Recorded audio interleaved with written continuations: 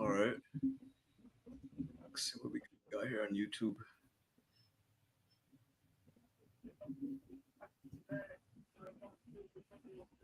Okay, you got a live feed on YouTube right now. I'm gonna check it. Yeah, we good. All right. I got to start sharing it out again because this is a different one. Oh, because of could the link change then? Yeah. Feed on YouTube. Damn.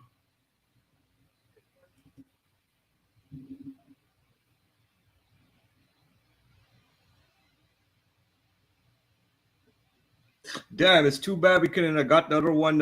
But I think it probably wouldn't have worked anyways because after even if it couldn't see it for some reason, you know what I mean? Yeah.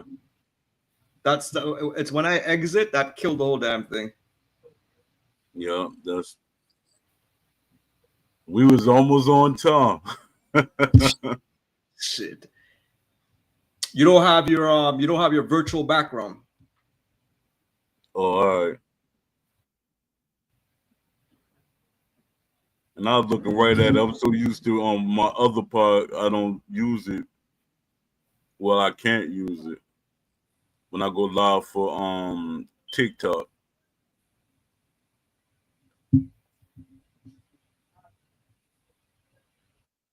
Sound like somebody joined. I don't know. Yeah, I'm trying to get my. No, I don't need it. Oh, there you go.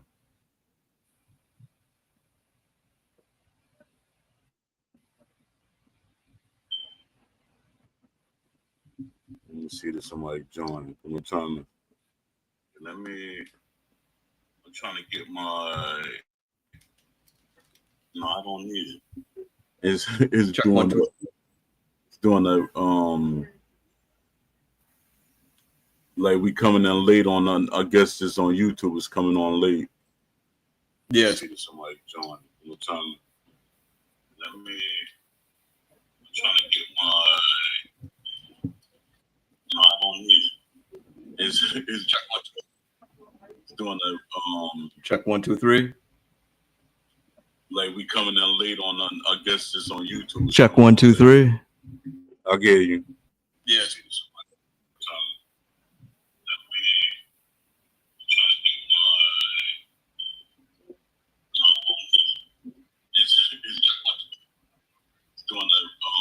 Check 1, 2, 3. Okay, yeah, it's coming through. I just want to make sure. I'm just testing on my phone.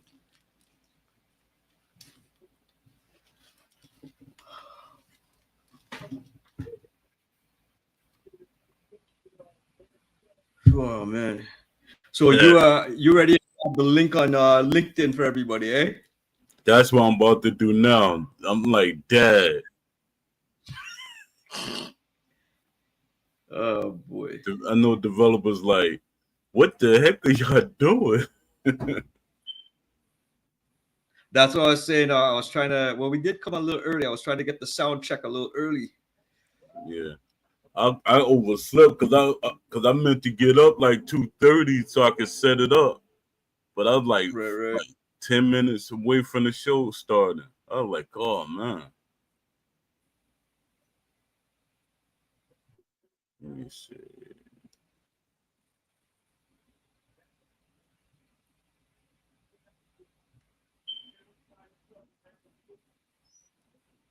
What we gotta do in the middle of next week, we'll do a dry run on a scheduled podcast just to see how it works.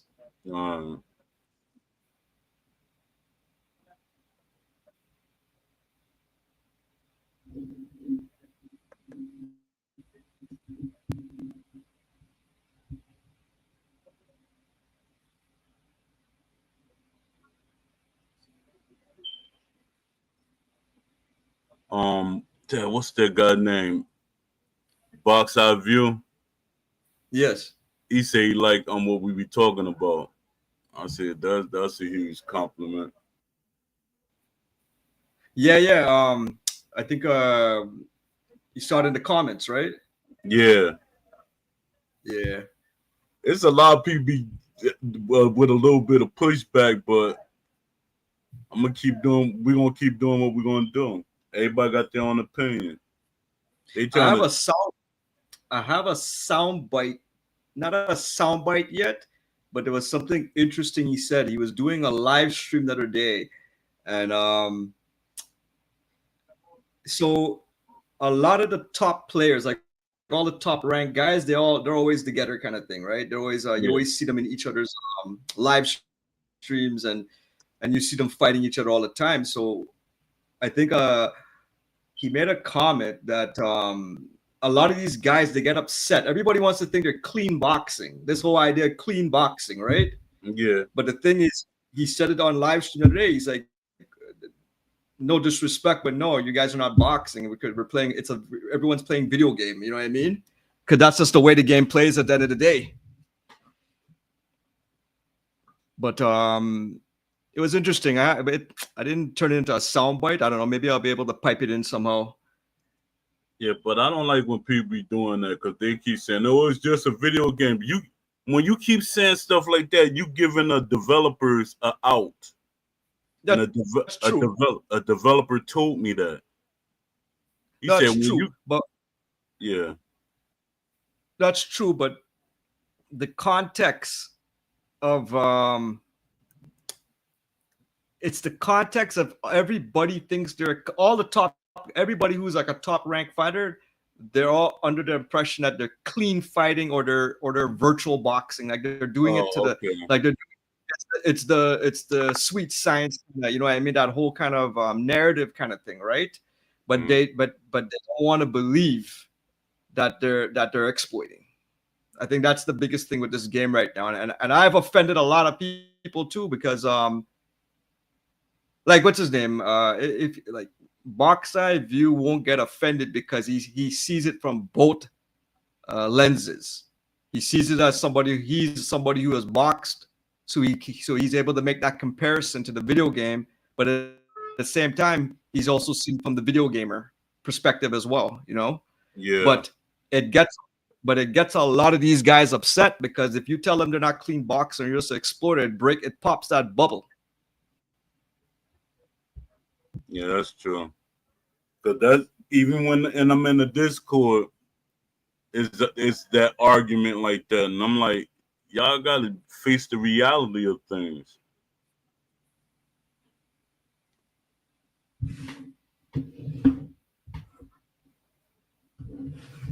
But I would say probably he's like probably the one of the very very few that he's in reality. You know what I mean?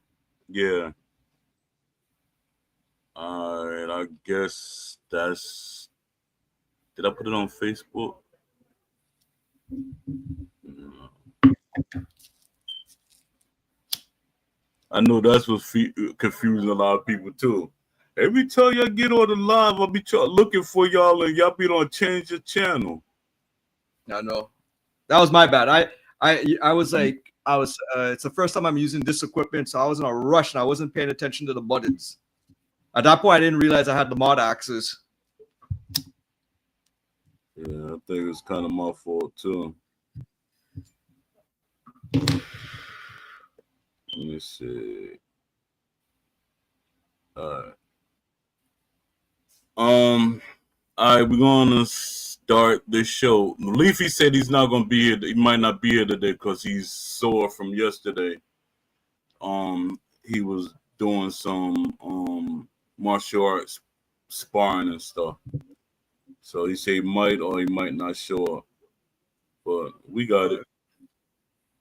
All right, let's start the show. All right, everybody. It's Poe and you got AJ Pax. We back. And we're gonna we got a lot of things to unpack for this week. I know one thing that we gonna talk about is that round table that's not look like it's not gonna come. You keep saying yeah. And the what's that? Let me say, Up and coming. let me say one thing about that round table. I I hope that the roundtable collapsed because they saw all the Twitter content that we were coming out with about the real roundtable. Yeah, somebody said that Seth, she watched our YouTube and she was getting on them. Yeah, good. Let her. Hey, if she's watching this, let her know you're the reason for it. You're the reason you inspired me. She inspired me to go and start making some content to talk about the how the disconnect with the I guess Steel City Interactive and their fan base. Yeah, in the community. If she see, that's the thing, man. They go and they kick out all these people from the Discord with no real good reason. All you're doing is just getting people. You're agitating people, man. They're just agitated to do something, and that's what happened. Yeah, because I'm like, I knew developers watch it, but I didn't know they was watching it like that. You know, some developers watch it and then they be like, they just, you know, bitter because we ain't put in what they want. But you advertised that. Let me see who else.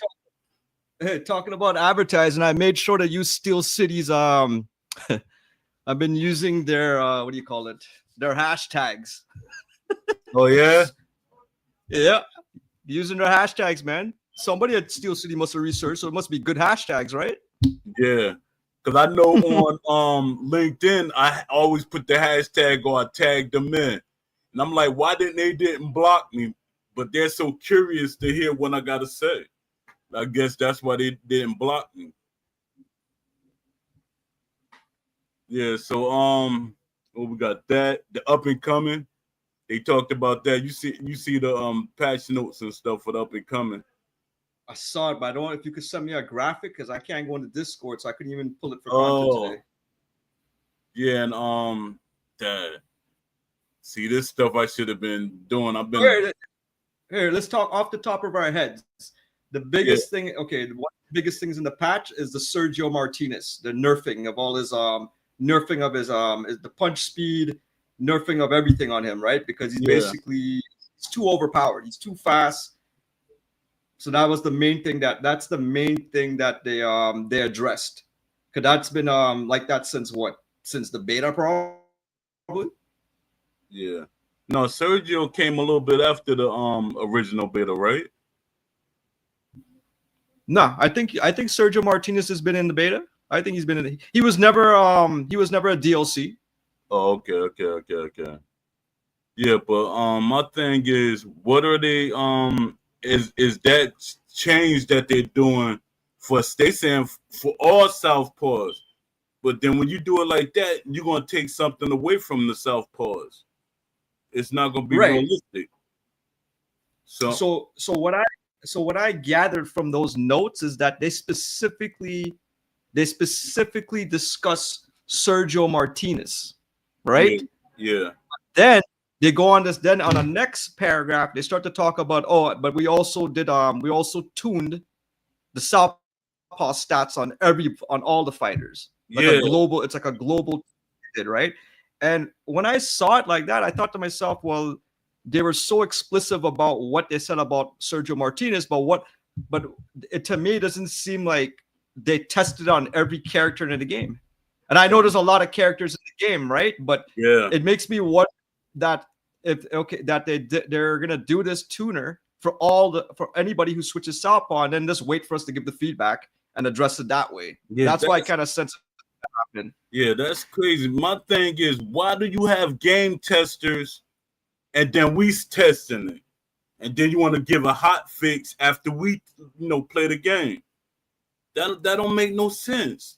You like literally paying people to play the game to find the bugs and the things that's not working. So what are you doing? See, they're gonna lose more and more people. To them, they're not worried. They're not worried at all. But is that like a common industry practice right now? No, right now, and I don't know. But that wasn't always the case. It's like they're doing a lot of things. That's why I'm like, yo, you got veterans on your team now. They talking about, we got this guy. He's been in the industry for a long time, and we got him on the team and stuff. But what are y'all doing? He should know better. He should know better about the testing and everything. So I'm like, what are you doing? And then they talking about what else they're talking about? Oh, you see the contest they having. They got a contest that you got they give you little clues about the upcoming DLC. We got Antonio Tara, he's free, and I forget the other guy. Let me look. Dad, I can't look because once I look on there, I ain't turn off my sounds. It's gonna start. It's Antonio Tarver and oh god, no god, I know it's Billy Dibbs. Yeah, Billy Dibbs. Yeah. Then it gets me upset when people are like, "Who is Billy Dibbs?" Yo, you really just said that? Then somebody said he's not really a good fighter. Are you crazy? He's not like a major superstar, but he's a good fighter. Yeah, and to fill up the division. Yeah, they don't understand that. That's what I keep telling them. When they add these people and y'all be like, I don't know who he is. We don't need him. You can't have a division with like every star in it because then especially you're thinking about online modes. I'm thinking about the game in general and stuff like that. That's how you bring more fans and people to play your game. People don't understand that. They think it from a no, I want all the superstars. I want this guy, I want that guy. No, I don't want this guy. Billy Diz was a top 10 fighter. Top 10 fighters is a great thing to have. What division was he in again? That was I think it was a lightweight. Let me see. No, he was less than a lightweight. Like I remember his name. Like I know like it's still his name is in my head. Yeah. Because I actually talked to him a couple of times. Featherweight. He's a featherweight to super featherweight. Yeah. Because I actually talked to Billy Diz when I was helping round for round. And he was supposed to be in that game too. Yo, but you heard people they didn't like that we got Billy Dibbs? Yeah. Because that guy's he's an IBF featherweight title holder, man. And he was also IBF super featherweight title holder. That's the thing. That's how you could tell that people are super casual. When you hold a belt, no matter how you feel about the person, he had to beat somebody to get that belt. I'm trying to see if it was WBC gold or if it was gold or was it one of those silver titles. I think he won the world title. I think those were world titles he won. Oh, my man here. Hold on for a second. What's up, Pat? Oh, let me see. Let me unmute you. This shit don't unmute. What's up, Pat? What's going on, Poetic? What's happening? Chilling. Yeah, this my co-host here, AJ Pax. What's up, AJ Pax? Not much, man. How you doing? Pretty good, man. You the only one popped up. I thought because we should have had a Whistlers Mafia reunion. I thought everybody was gonna show up. Damn. Yeah. Oh, let me check. I keep forgetting that I got YouTube Live open. What's going on? We pulled on YouTube Live. Yeah, let me see. Oh, I apologize. Yeah, there's people there.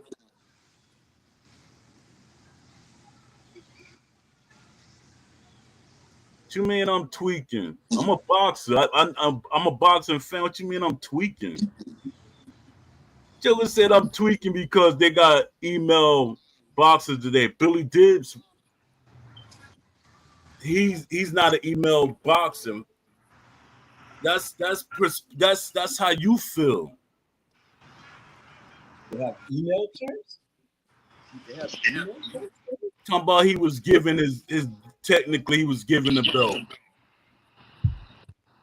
You know what? Let me look up Billy Dibbs now because please do. Hold on. I understand that.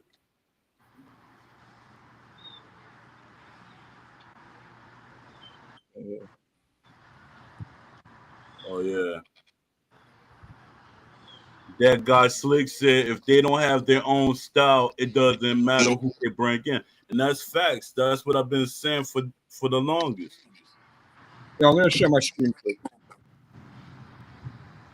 Let me see. All right, I got it.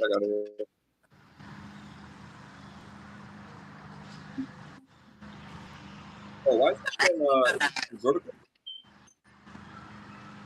Not showing horizontal.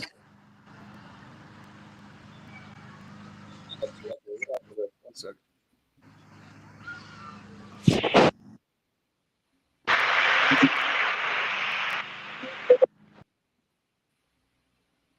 Oh, Pap left.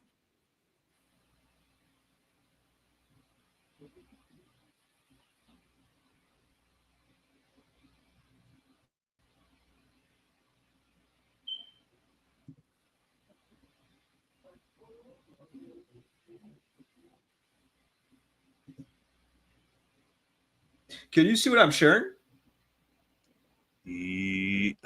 Barely. But is it showing like showing portrait mode or is it showing landscape?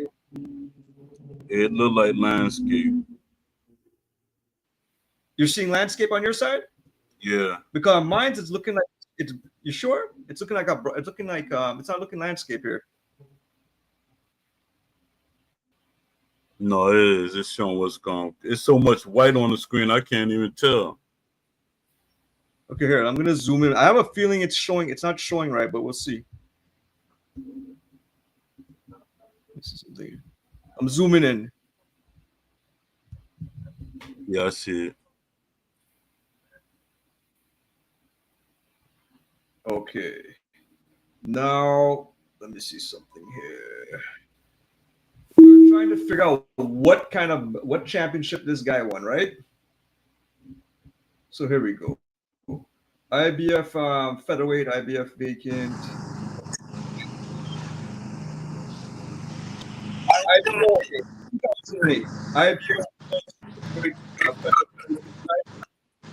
you want to You cutting in and out for some reason.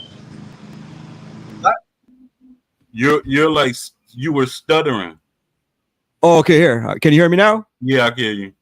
Okay. Here. Let me see here. So, WBC International, he lost that fight, right? IBF World Super Feather, it was a vacant title. He lost that fight. IBF Australian Super, okay, he won that one, but that's not the world. WBC World Super Featherweight, he lost that one. IBF World Feather, he lost that one. So you know what? He's challenged for the world title, but he never won the world title. Be it the WBC, WBO, WBA. He's won the so what's his name? The guy he had a point then. Yeah, Billy Dibs. He had a point. Yeah, but I still want to call because it's basically like you calling Billy Dibs a bum, and I want to call Billy Dibs a bum. No, I wouldn't call him a bum either. He's a good fighter. He's just had bad luck against better fighters. It just happens. Yeah. Just like David Tua. Exactly. I bet you a lot of people say that David Tua is an email champ. The modern people. It was just bad timing when David Tua was boxing. If he had came in a different if he was coming around Lennox Lewis era, it might have been different. No, I think with David Tua was too complacent. He was starting to get lazy. Because if you look at his fights before he fought Lennox Lewis, they were more impactful, more high powered than the fight with Lennox Lewis. It's like he was just in there to survive.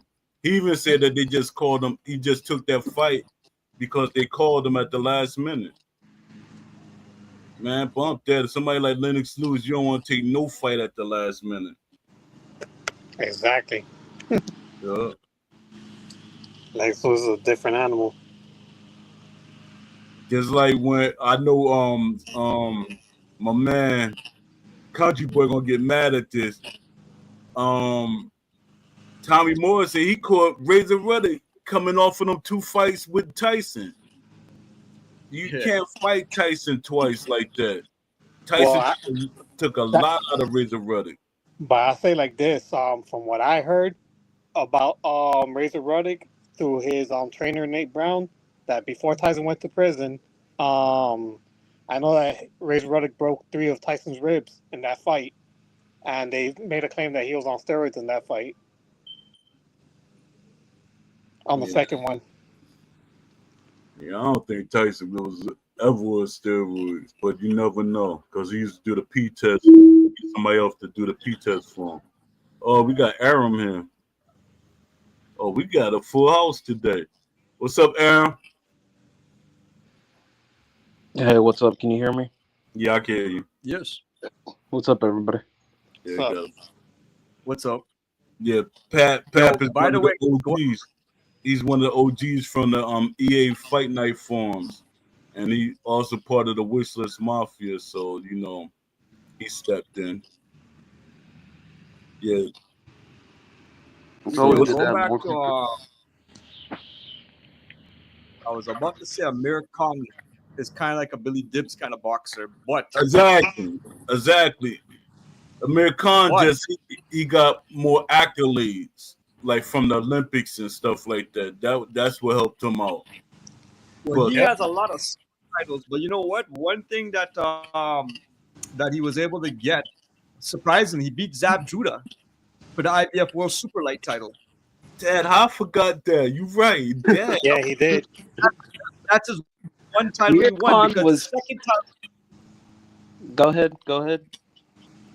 The second title he should have won was against Lamont Peterson, but they fought that in DC and they cheated. Yeah, remember that fight? Yeah, I remember. That was a big time man. That was a pocket ref. Exactly. But Amir Khan is the first Pakistani boxer to become world champ. Yeah. That's right. Beat Zab Judah. He got that one. He got that IBF Super Light. Yeah, I feel like Amir Khan is one of those boxers who doesn't get a lot of credit, but it's a lot because a lot of things that Amir Khan has become based on is, you know, some of his getting knocked out. But overall, as an actual boxer, he was a very, very talented boxer. Yeah. Yes, he was indeed. See, that's how it always is. People see you get knocked out or something like that, but they don't realize a lot of famous boxers, a lot of historic boxers got knocked out or stopped. And that didn't take nothing away from them being, you know, as a lot of people like them. That's all facts right there. And one thing about Amir Khan I like to throw in that when he did it, when he became champion in that division, is during the time when the division was at its best and when it was stacked. That's true the too. The top 50 people in that division will give each other a hard fight. That's facts. Yeah, that's facts. Now that division is pretty much dead after Crawford left it. Yeah, a lot of them picking up as like a rebuild. You was trying to say something, Aaron? I think when it comes to Amir Khan, I think Mayweather ducked him. He didn't duck Khan. I don't think he ducked him. I think that narrative he saw more money in it for that. Yeah, okay, yeah, that's true. They didn't think he could draw, but I don't know if he could have drew in the States, right? Anyone could draw against Mayweather, right?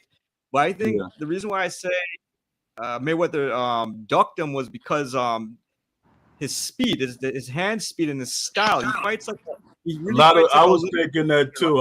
I was thinking the hand speed would give Mayweather a little trouble. But so he doesn't want to fight nobody who could outpoint him. Yeah, that makes sense. Yeah. Another fighter I like to mention on that one during that stacked era division is another person that Mayweather avoided was Paul Williams. Everybody avoided Paul Williams. In that division, I mean, he was forced to move up to fight in heavier weight classes because no one didn't want to fight him at 147. He's too tall. Yeah, so was Tommy Hearns, and everybody fought him at that weight class. Only thing that was different between Paul Williams and Tommy Hearns is that Paul Williams was faster and more durable and had longer reach because he had an 82-inch reach for his height, and Tommy Hearns was just a stronger version of Paul Williams. This guy, Freddie G said, "Who said 140 is dead?" 147 is dead, but 140 is pretty much the same thing as 147 in hindsight. It's just a subdivision, really. Well, Tank isn't Tank in the 140. It's not dead. No, he's in 135, lightweight. But he's never fought 140 yet. Yeah, he's fought 140 before, Yeah, and I then he think went for back down. 2 fights. That'll be super light or junior welter. Yeah, light welterweight. Yep, the subdivision of welterweight. I'm trying to see what's up with him and this Jake Paul, because that's a big weight, That's so stupid. difference. I think I don't Here's know my like, what prediction. is see that I think fight Tank's real gonna quick. throw that fight just like Tyson did. I just don't. It's fights like this that make you just question what the purpose of it is. I get the fact that it's obviously more of a financial motive, but there's nothing that equates to greatness when it comes to Tank doing this fight. It's really just kind of just like it's gimmicky. Yeah, Because it is. there's plenty of other people that he could have fought. You have Shakur Stevenson, who's been calling him out. They've both been beefing over Twitter.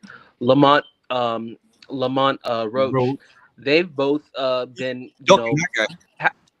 I feel like he's ducking him, but at the same time, I don't see why, because it's not like Lamont Roach had complete control of the fight. It was a great fight, but the thing is people are running with this narrative that he won, which if you really look at like the knee and stuff like that and how the fight was going, you could argue that Lamont Roach should have won that fight, especially with the knee.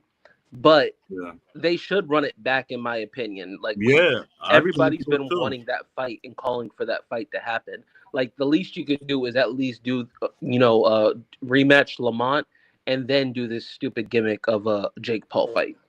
Yeah. My thing is with that Lamont Roach, they were too friendly. They was too cordial. I didn't like that. It's because they have long history.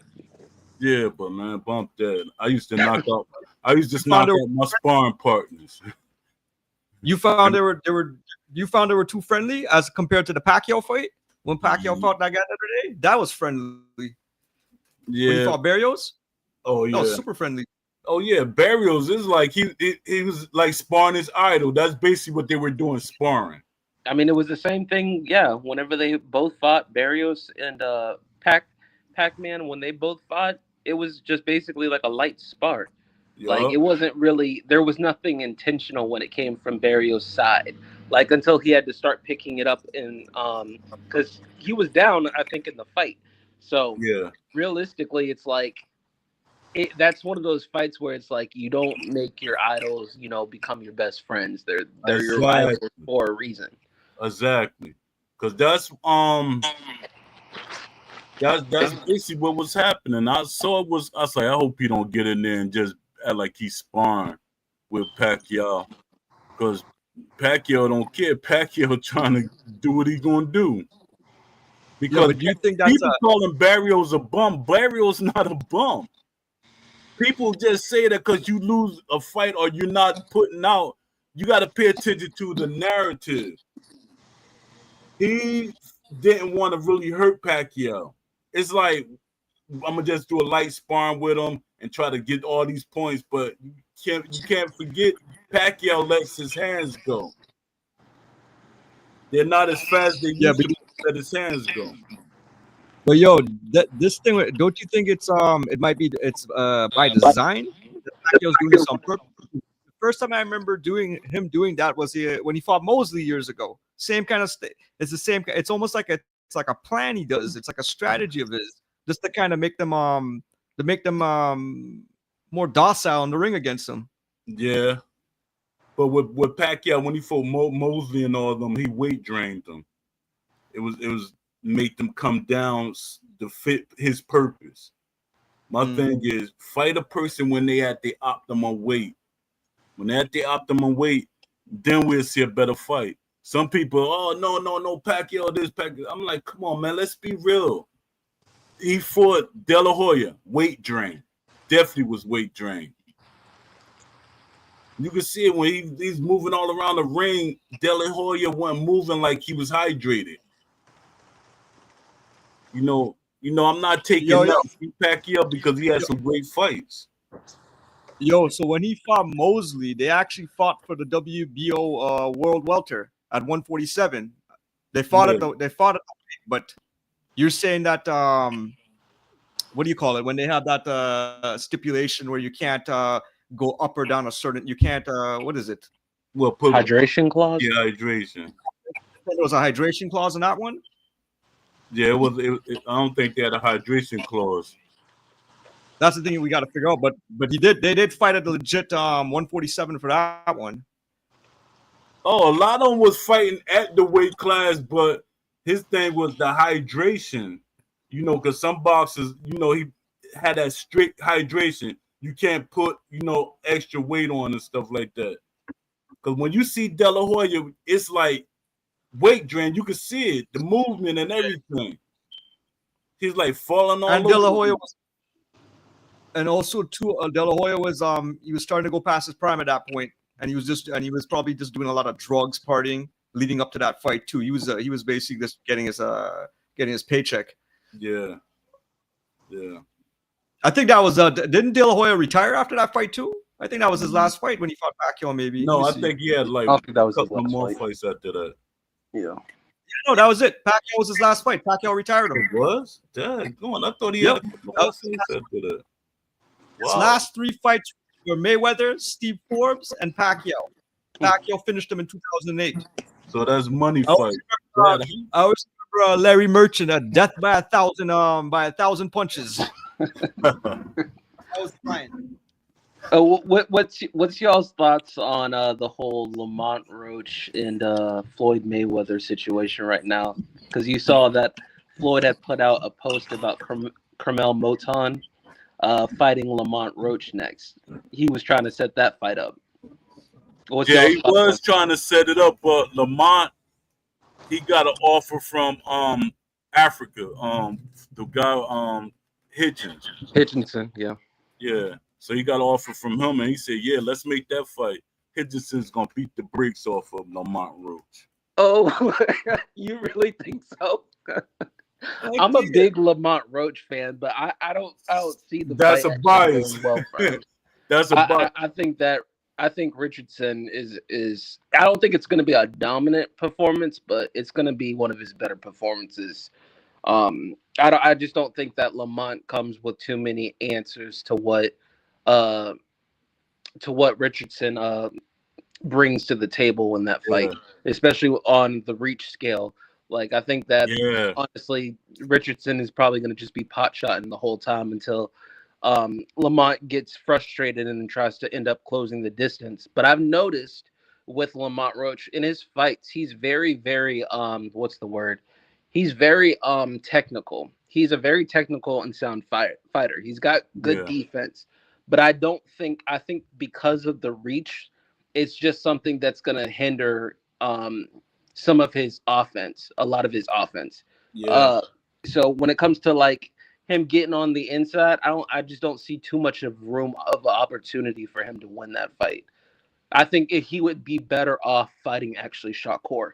Even though I think Shakur is better movement based, I think he'd be better off fighting Shakur. I think that's more of a fair fight for him, personally. I think Shakur stop him. I don't think Shakur stops him. I think Shakur wins unanimously, but I don't think he stops Lamont. I don't know I don't know if you saying that because of your bias for him, or I don't know. I think Shakur really will stop him. I think that once he fought Tank, people elevated them. But I seen a lot of guys that was like, I'm not gonna call them a bum, but they wasn't that good, and they look good against elite fighters. Seen that quite a few times. But we, I don't know. I think people in this generation kind of like, oh, he beat him, so let's elevate him. I'm not saying that to a Jew, but I'm saying that's how people do. My thing is, before I start giving people major credit, they got at least have 2 fights and look good. You could be one fighter and that just could have been a fluke. I want to see you, like, if he would have, like, if Tank would have fought Lamont Roach again and Lamont looked good, even if he lost, I'd have still gave him credit for that. But it's Tank. It's like everything is a money thing for Tank right now. He following that Mayweather pattern. Yeah, his heart's not anymore, and it's shown. Go ahead. Oh, sorry. Go on. No, I was just saying Tank's heart hasn't been in it for a minute now. It's showing. So I really think this is basically the twilight years of Tank's career. And I'm not saying that like he's bad or anything like that. Like obviously he's still a really, really good boxer. But at the end of the day, I think that Tank's career right now has basically just transcended where it's not about legacy anymore. It's just more about the money and what benefits him financially. See, Tank, it seems like Tank don't really have people like, Mayweather around him. Like not to hold you back, Mayweather. I'm talking about the person that's like concerned with you. Everybody like overpraising Tank. Whatever Tank do, he's making the right decisions and stuff. No, he's not. I think Tank, if his mind, it'd be a way better fight than what he gave Roach before. I think it'll be a way better fight. It's like he wasn't really there. For my thing, as long as you've been fighting, you know all the rules in boxing. You took the knee, then you walked away while a person, they had too much respect for each other, because if a joker took a knee and they got up and the referee ain't really say nothing, I'd have knocked their butt out. I'd have still been. How did he get away? How did he get away with that too, man? That's one of the. I think that's the first time I saw someone get away with that, man. I think that's my the favoritism thing. And I think my second or third time. I think he caught the referee off guard too. Referee like, what the heck's going on? Yeah, and then he said it was because he had grease in his eye. I've seen that fight 5 times, and I still can't believe that he took that knee and nothing got called for it. Yeah, but that what that shows? That's an indicator of corruption, if anything. Yeah, it's favoritism. It's bias. It shows. I don't mean favoritism. I mean corruption. That the referee was paid. Like that's not favoritism. I'm saying corruption. It's rigged.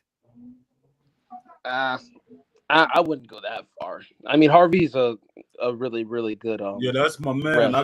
I used to box with him. He used to be a great amateur. Yeah, and that's one thing we used to always talk about.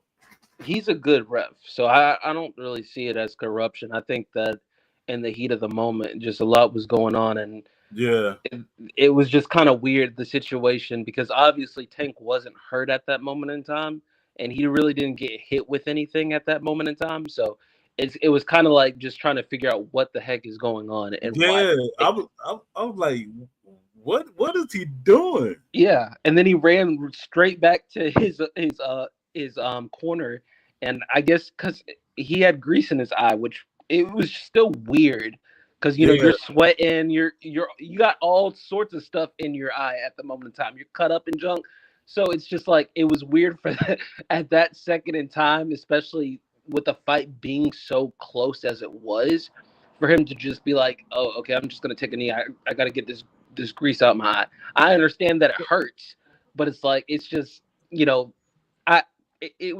was weird to think that his mindset at that moment in time was, there's grease in my eye and I really got to get this out, like, and take this knee.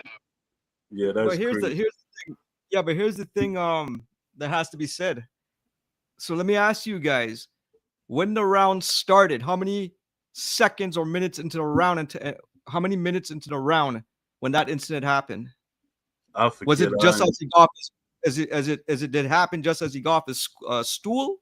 Or are we talking 1 minute into the fight now? 1 minute into the round, 2 minutes in the round, and that incident happened.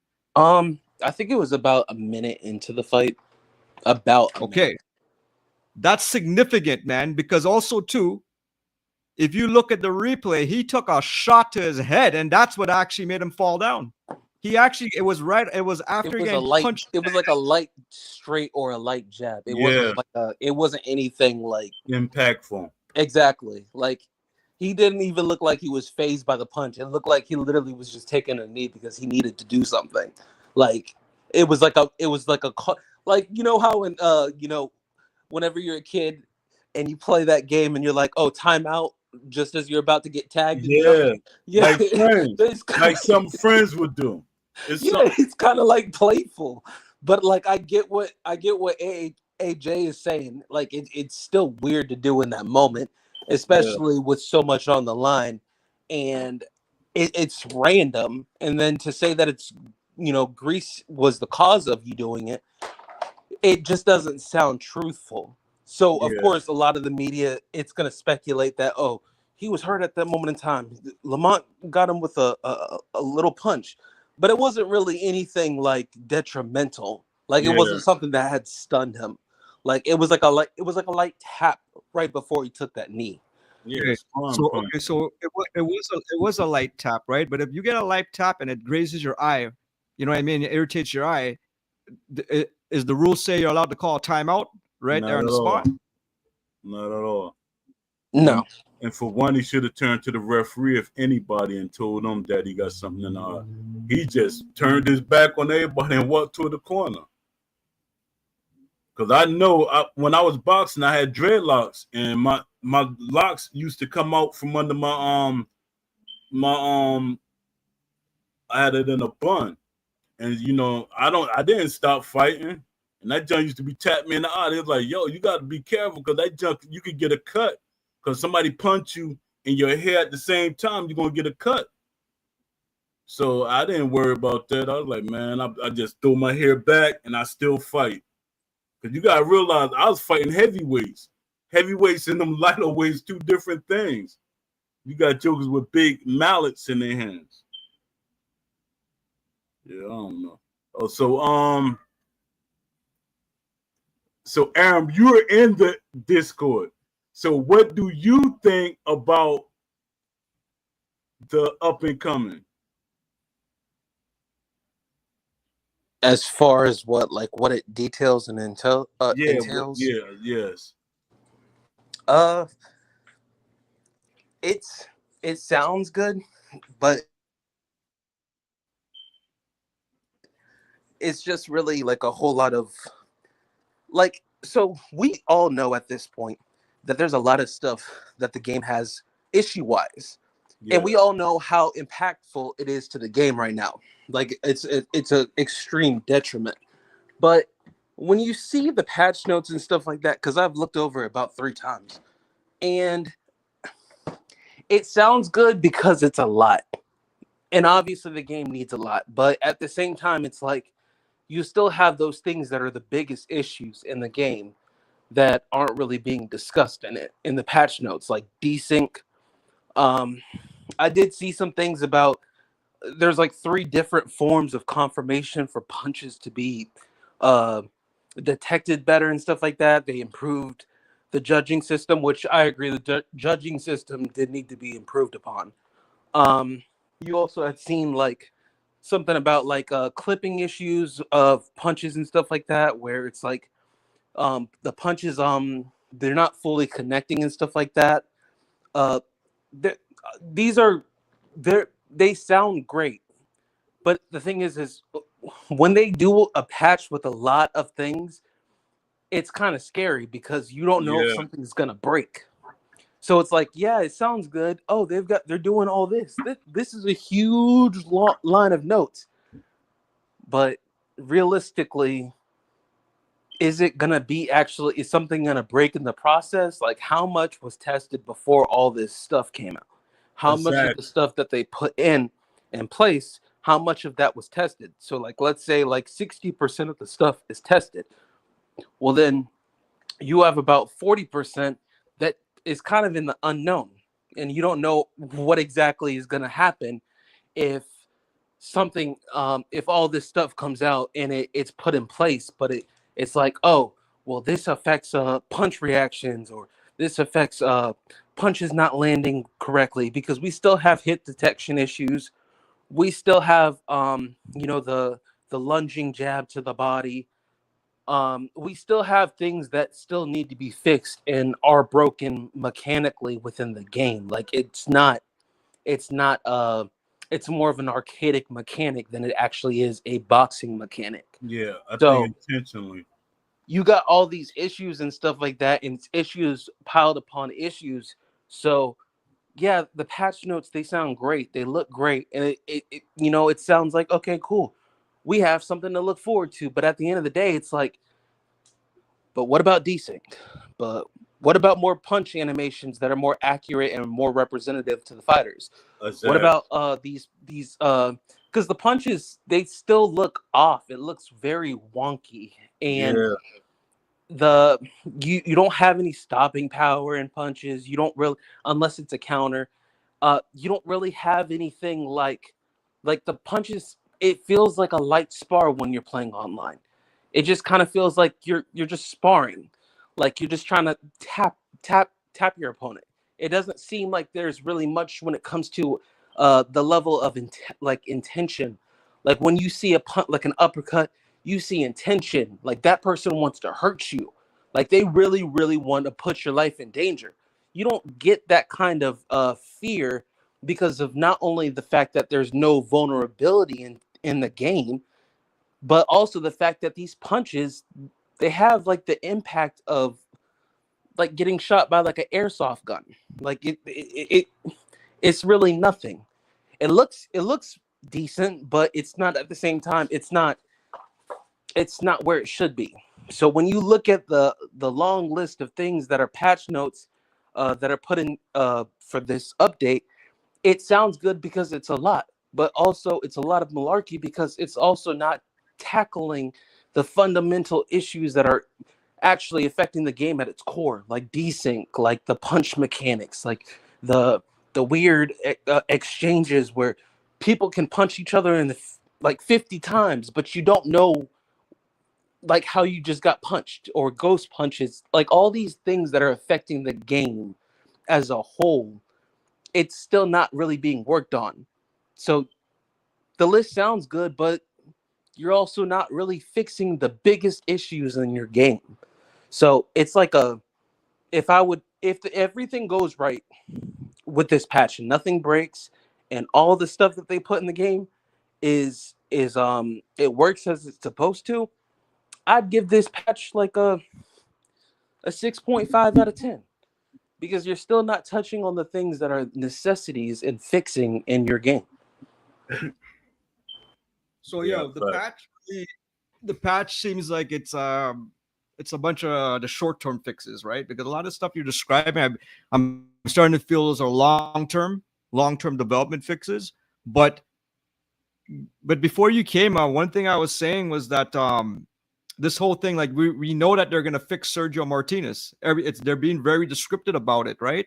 But then for the rest of the Southpaws, that little tuner update they're doing for the Southpaws, it's probably going to be us testing it. They're just dumping it. I think they're just dumping it on us, and then we're going to see how broken the game is now, in terms of that global setting for the Southpaws.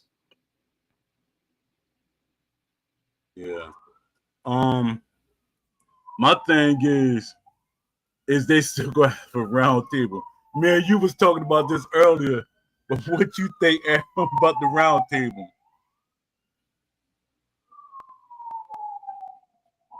I think his thing is breaking up, but My bad. Can you hear me? Yeah. Okay. I think that the roundtable is probably going to come out sometime after the patch. I don't like what they're trying to do is they're trying to soften the PR answers that are going to come out during the roundtable, because that round table, everybody already knows what to expect. It's going to be a bunch of red tape. It's going to be a bunch Yup. of things that are answered in a way that it sounds good to the community and to the casuals who aren't as committed in knowing what the issues are within the game. It's going to sound good, but at the same time, it's like what has shown that anything of this roundtable is going to actually be avidly worked on, because they'll tell us, oh yeah, we understand desync is an issue. We understand that the game mechanically has a lot of issues. We understand there's a lot of bugs, there's a lot of glitches, there's a lot of, just like, they're supposed to have fixed the quit glitch in this patch. We don't know that because how many other times have they told us, oh well, we fixed the quit glitch this patch? About 3 other times. So it's like we're gonna come to this roundtable and we're gonna hear a bunch of softcore answers, because it's not really going to, it's nobody's gonna be happy with the result. It's just gonna be a whole lot of, we understand the issues, we're doing the best, we're a small team, we're a small company, this is our first game, we have a lot of people who are learning on the job, blah blah blah blah blah. But what are you doing to hire the people that need to be in place in order to actually give a resolution to the issues in the game? That's what really needs to Exactly. be answered. What are these people being hired for Unreal Engine experience and stuff like that? And they're not really going to give you anything specific. It's going to be a bunch of PR answers and some questions, which I know are going to be questions that I had already asked in the suggestion feed. I know they're not going to touch on all of them, because even Saf said they didn't answer all the questions, but they did answer uh, a good gist of your questions. So They answer it's the like, one that goes with what they're doing. exactly. So it's like you already know what to expect. It's a PR campaign basically to chaperone, hey, we're going to work on Undisputed 2 and we're still going to continue trying to fix Undisputed 1, but realistically our best efforts, you've already seen it. So, Yeah, What it's just basically this is the end of product cycle for them, man. That's the main thing because they're not, I don't think there's not, the reason why they can't really have that round table. I don't think they have anything to talk about long term developing of this version of the game. exactly. Everything's going to the second one, right? Like if you look at the official round table discussions, like I was looking at some of them from about 2-3 years ago, and at that time, you have Ash and Will in it, and and what's his name, Box and Fanatico. They're talking all those roundtable discussions. We're talking about the long-term development of the game. Yup. There's nothing left. Nothing else. There's nothing left to develop but drop DLC now. That's all it's going. That's all that's happening. I would say. Yeah, that's what But I yo, think.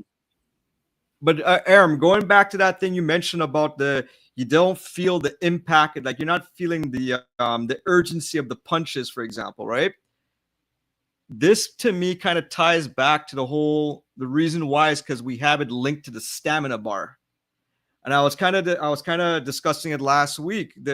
There has to be some kind of mentality attribute, some kind of mentality status bar, similar to like when you play MLB the MLB baseball games and you have a pitcher, and the pitcher, and depending on the count, if it's 3-1, bases loaded, the pitcher is going to start freaking out, right? And I feel like that's something if you want something to communicate that impact of or the urgency that, okay, I'm in danger, that's how they have to do it, man. They have to add that mentality trait, or not mentality trait, but this kind of status bar that lets the user know something bad's gonna happen. If I don't get out of this situation ASAP. But because they have it linked to the stamina bar, you're never gonna get that feeling. All you're gonna get the feeling is that I'm tired and I'm gonna get knocked out. Yeah. And the BPM was basically giving you something similar to what you're saying. And that doesn't work. It's just window dressing. yeah, I just wish that the punches had more intention. That's really it. Like it had more stopping power. Like this is something that I had said back in October, so at launch. Like punches don't have enough intention. Like when you see a boxing match, it's calculated, but whenever the time comes and you know that you need to press the gas, and you need to actually, start trying to get your opponent out of there, whether it's because you're losing or because an opponent's dazed.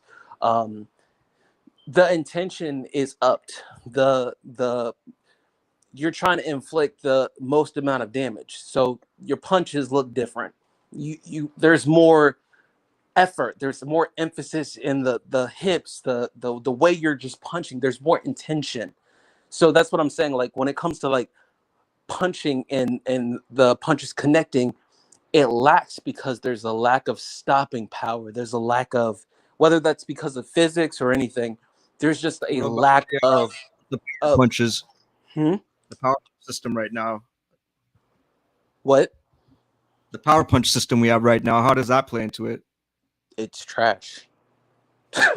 Like you're talking about like the way the power punches look, or No. I'm just going off what you're saying, right? You're saying that there's the argument is that there's this urgency, or you're not feeling the intent, right? yeah, So the the intention. closest thing that we have to it is the power punch system right now. Like so, like how what would you like? Can you add to anything to the power punch system, or what is it like? How do you put that into play now? So anything besides a jab is considered technically a power punch. So realistically, there could be more emphasis on non bumper punches, which is the RT and stuff like that.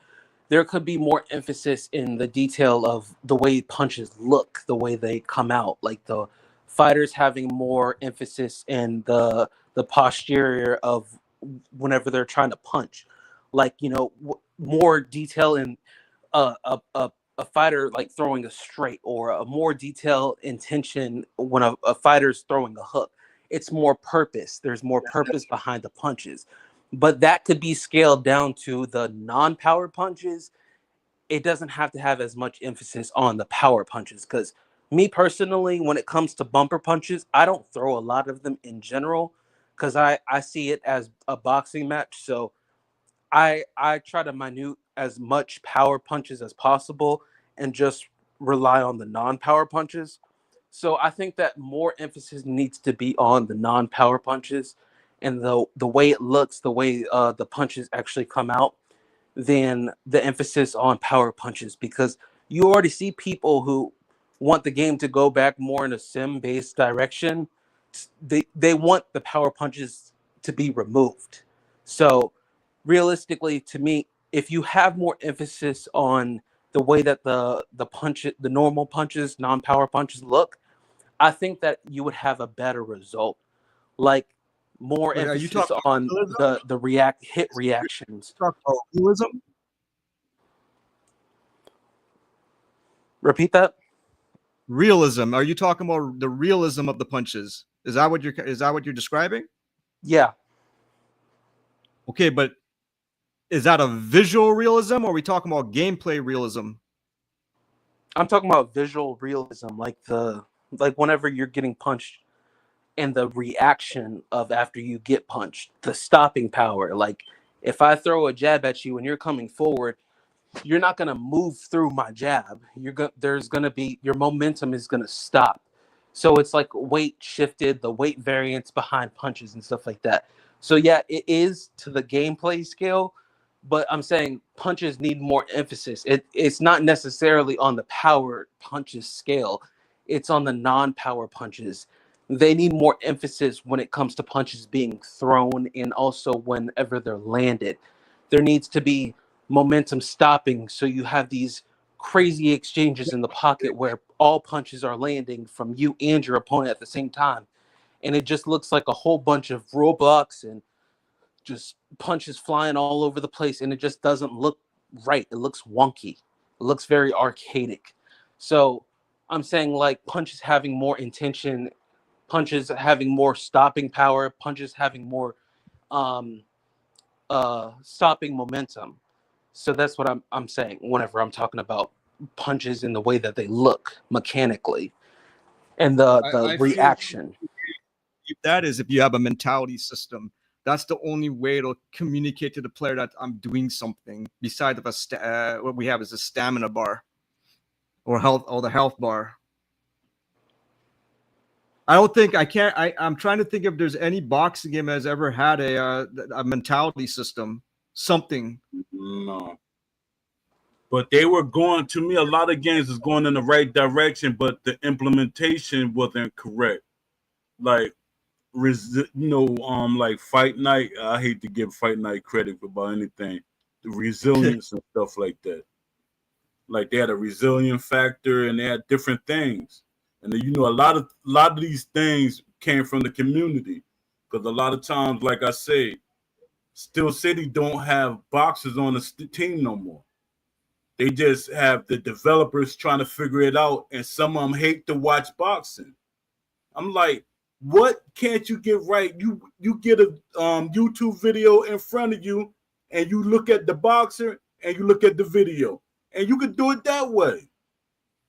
But they're not trying to. Their thing is it's a fighting game. It's not a fighting game.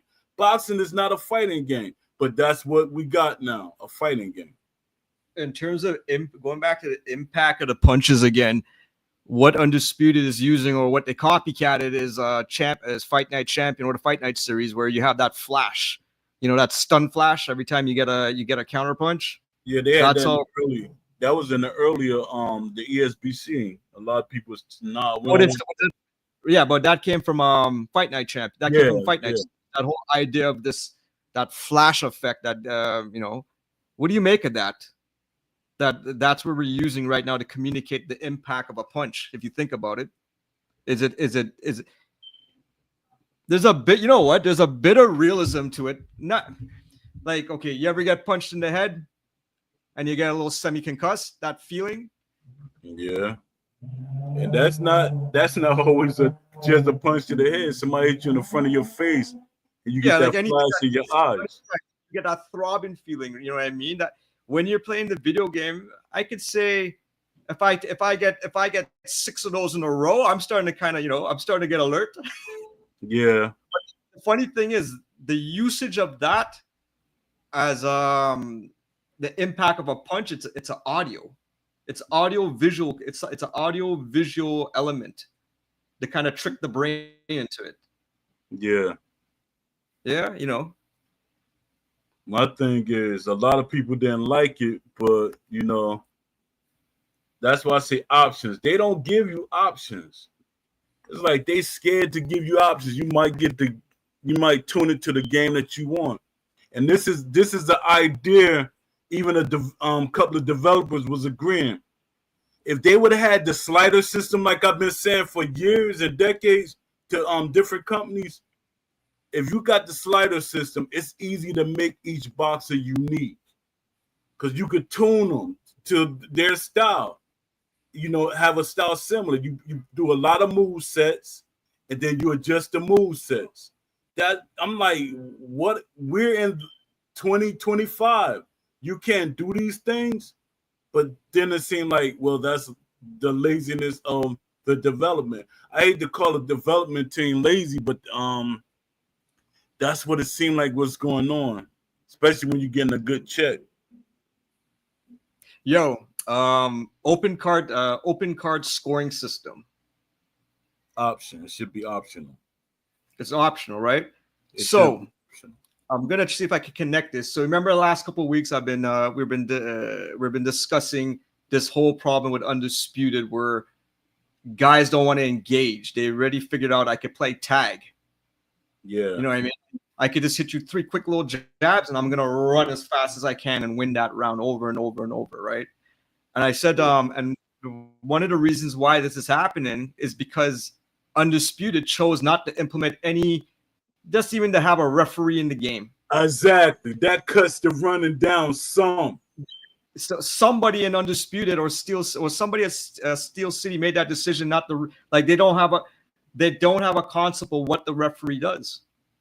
Exactly. That's exactly what it is.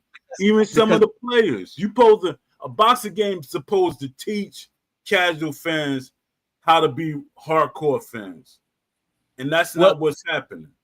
Well, if the referee was there, they could have programmed the referee to prevent that from happening somehow. Yeah, warn them, hey, you're not engaging, and you know what? There's a little bit of arcade to that. because the fact that you're trying to implement it. Because how often do we see a referee telling a boxer, "Hey, you got to fight"? You know what I mean? Depends on the referee. That's the thing when it comes to the referee. Because Steel City hired, they actually signed, I think, 20 referees. And I told Ash that Harvey Dock wanted to be in the game. So I don't know if they signed him. But the problem with but here's the thing now. They have referees in the game, but they have it just for doing the 10 count. Yeah, basically 10 count and to check the. They're not doing anything else. Like, you know what I mean? Little things like just trying to keep the flow of the action going. Yeah. You don't have here's the reason I brought this up. I got a little soundbite for you. So this soundbite, it was from last night. What's his name? Bandy versus how do you say his guy name? Gutierrez. So so last night those two guys were fighting, and Antonio Tarver. He's the next DLC guy coming out, right? Are we getting him for free? Is he the DLC? Yeah, I think he's he's one of the free DLC fighters with Billy Dib. So I heard him talking last night. So here, I'm gonna start the clip. Do you like open scoring? Would you like to see that in boxing? I don't think so. I think it's obvious when they robbed or they missed. They called it wrong. I think it's obvious. I don't know if we need open scoring. That might make everybody mad during the fight. You think social media goes crazy now? Wait till you start posting those scores in the middle of the fight. I like the idea of it, but I don't like anything where a fellow fighter takes his foot off the ring. Right.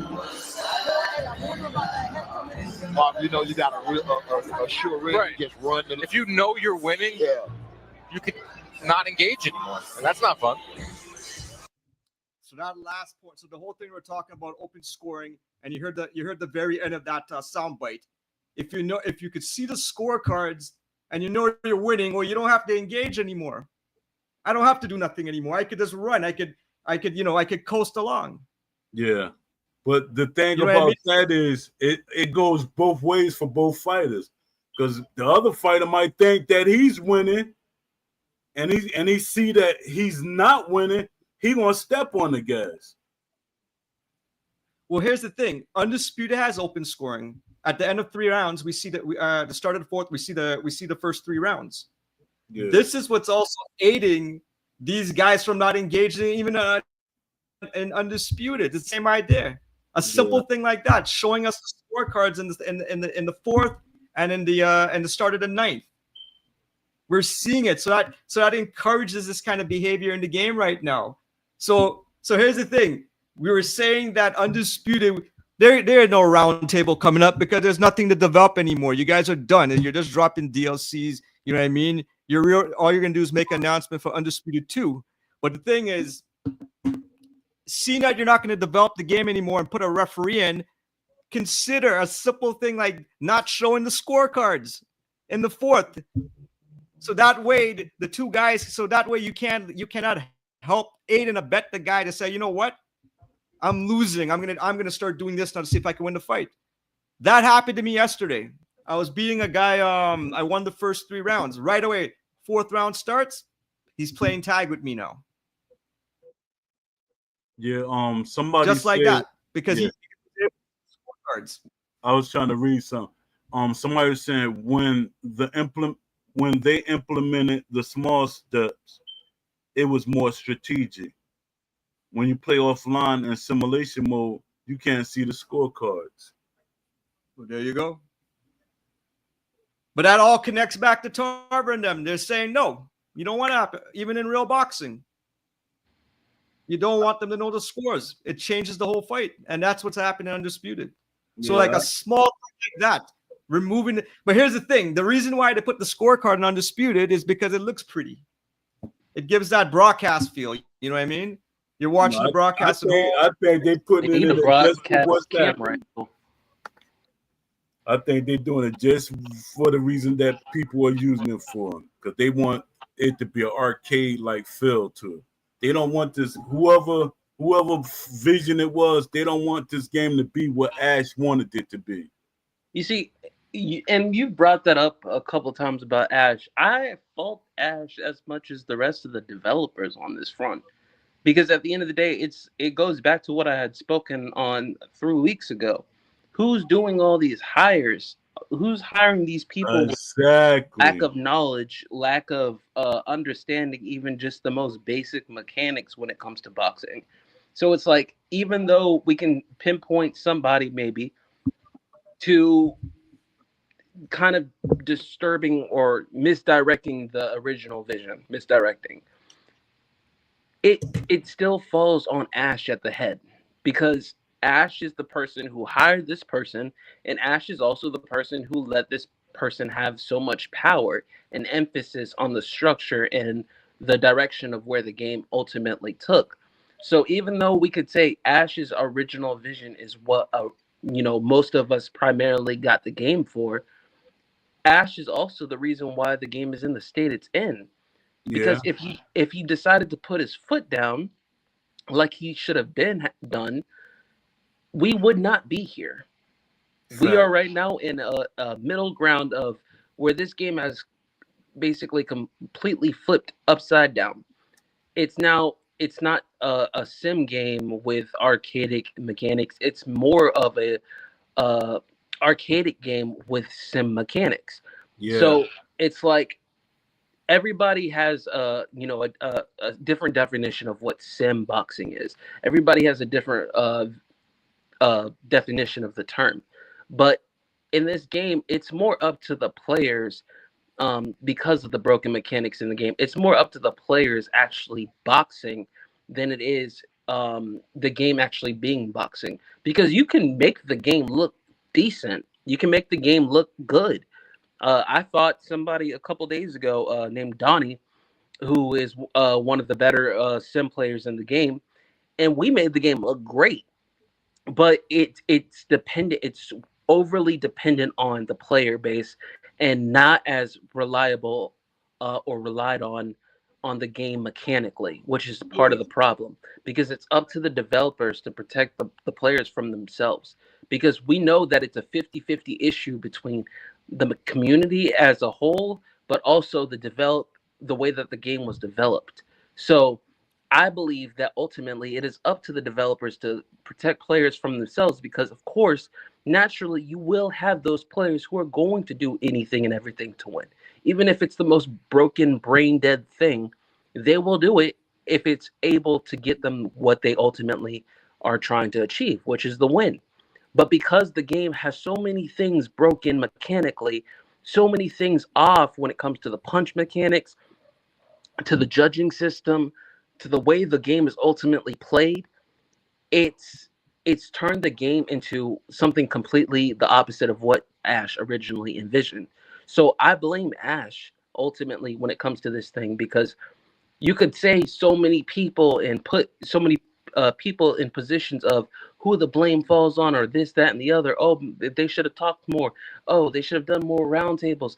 Oh, they should have given us more of a direction of where they were ultimately going to go. But at the end of the day, who's not talking? Yeah, that's true. But my thing Yo, is, what would you yeah, my yo, thing. what would you say All right, go is ahead. the Go ahead. what would you say is the reason why, if we're saying it all, but he's the CEO, right? He's the top dog. Yeah, What would make him go towards arcade? Like, what would be some of the factors that would make him think the game should go arcade? I'm glad you asked that. Publishers and the investors, there is a good chance that they had a huge say in the game.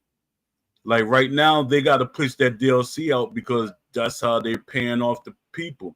But my thing is, like I always say, Ash should have bought them out, found a way to buy them out, so he could have full control of his game. Because like Yeah, but what kind most games, what'd you say? of reporting would they be showing? Like, what kind of reporting would Ash be seeing to sway him to go from a true sim sport? Like, what would sway somebody? Like, it's not just the money, right? There has to be something that says that if we do it this way, we're gonna make more money. Yeah, it's a certain level of the fact that it's influence, but it's also analytics because the data probably says that well, if you have more casual players playing the game, you get a bigger percentage wise when it comes to money that you're gonna get, or people buying more copies of your game.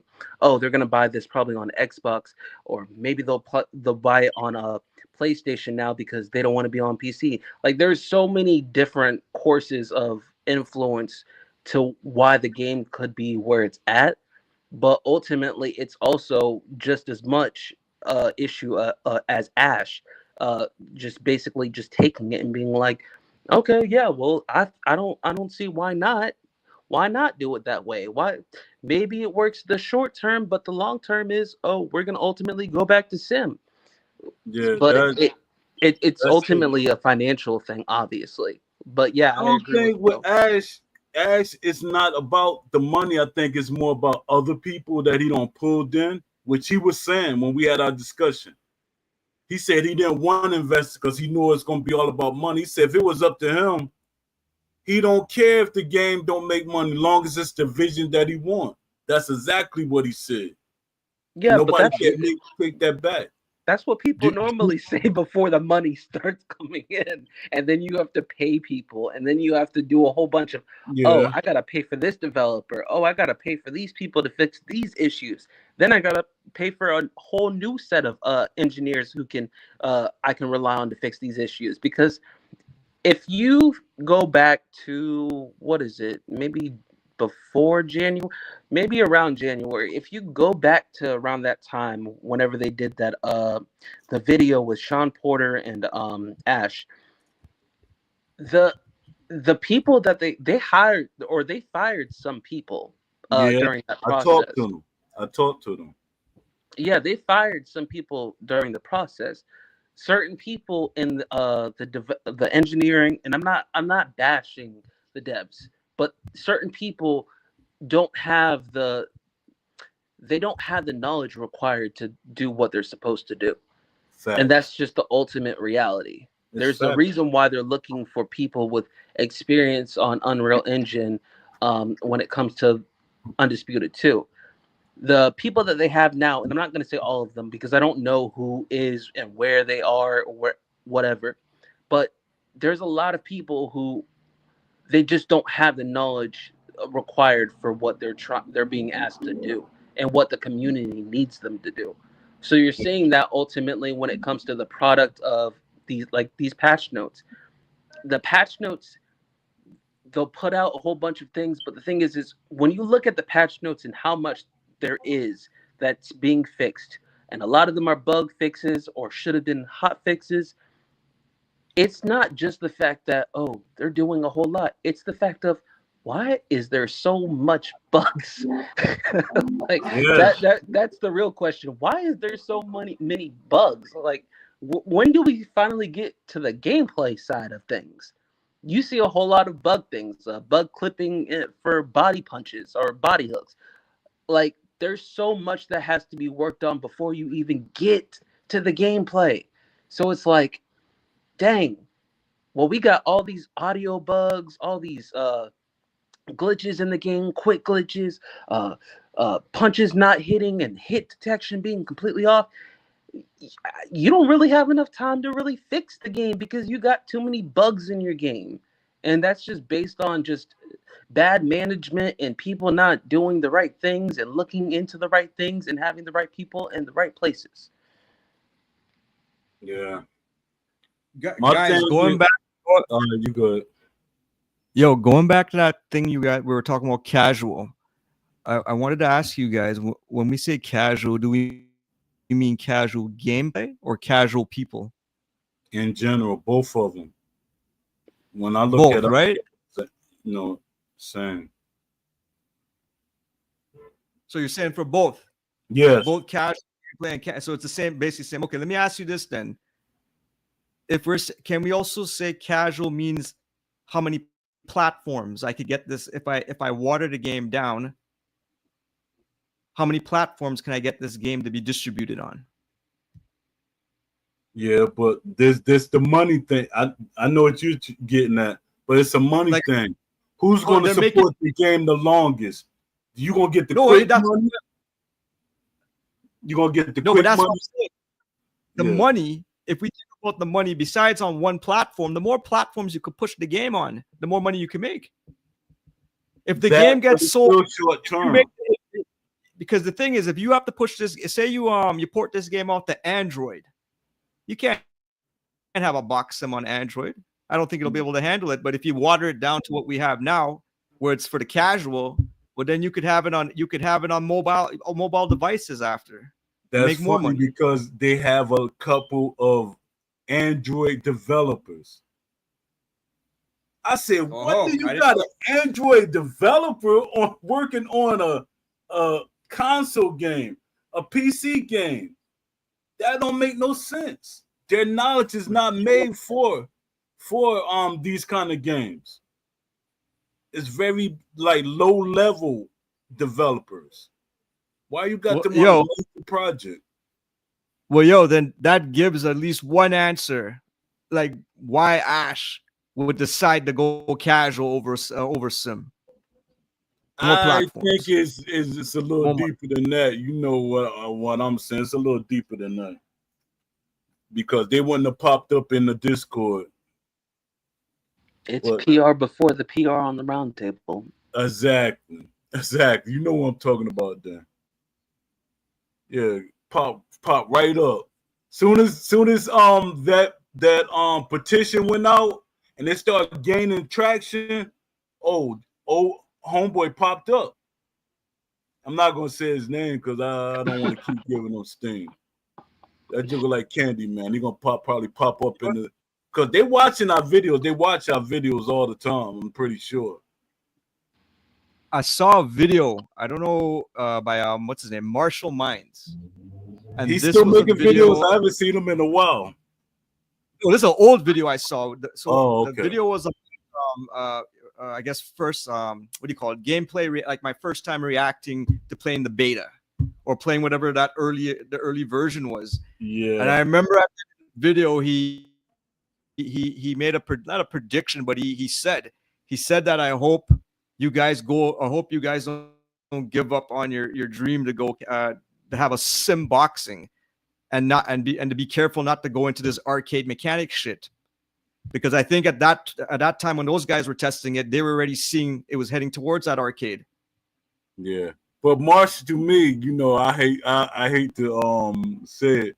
Marshall Mann is not the right person because I watched a couple of his videos when this game came out, and his perspective of what's realistic and what's not realistic, because they added a lot of things that he said, and I'm like, that's realistic. I mean, that's arcade mechanics. Because my thing, you can't compare MMA and UFC to boxing. The boxers punch differently. I don't care if the joke hit you with 3 or 4 jabs. Your jab look different. It's really a strike. It's the form. It's the form. Yeah, but it's not the same. It's boxing and MMA. When it comes to the boxing technique, they're not the same. No, I was agreeing with you. That's why it's the form. Because like somebody was talking about the other day that you were in a conversation with about the Ilya Taporia, and how he's like the best boxer right now in MMA.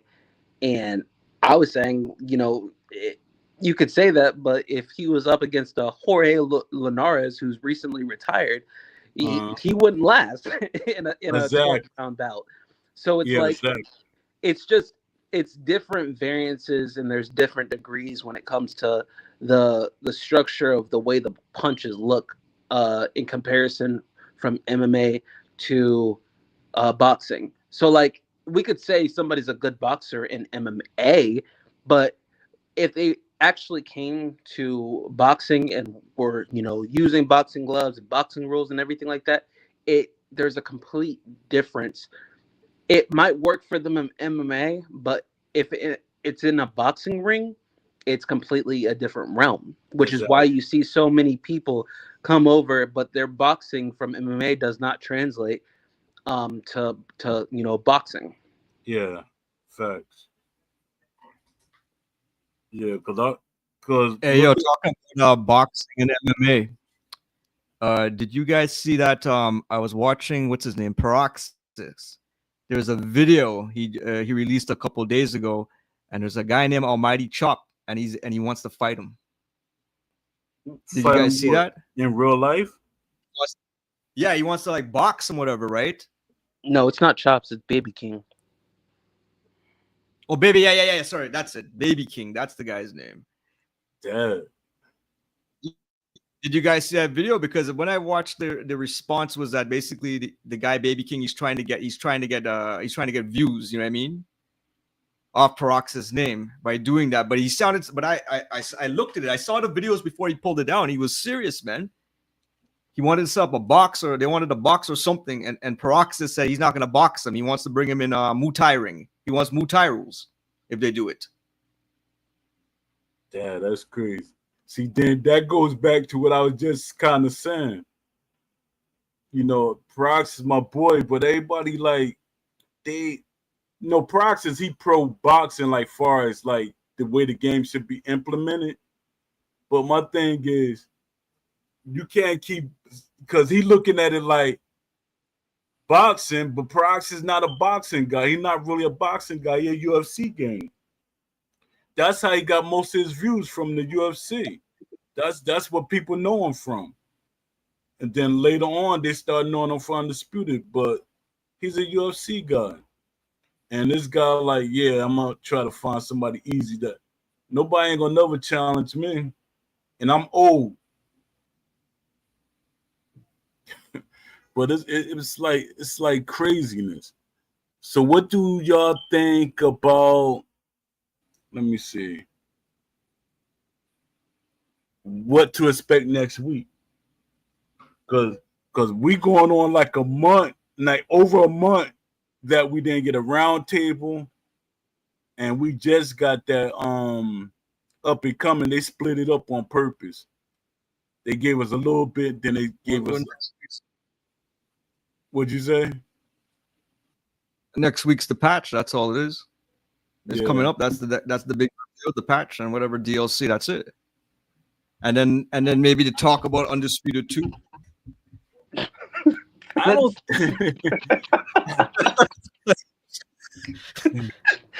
That's not happening this early. They're still on a PR.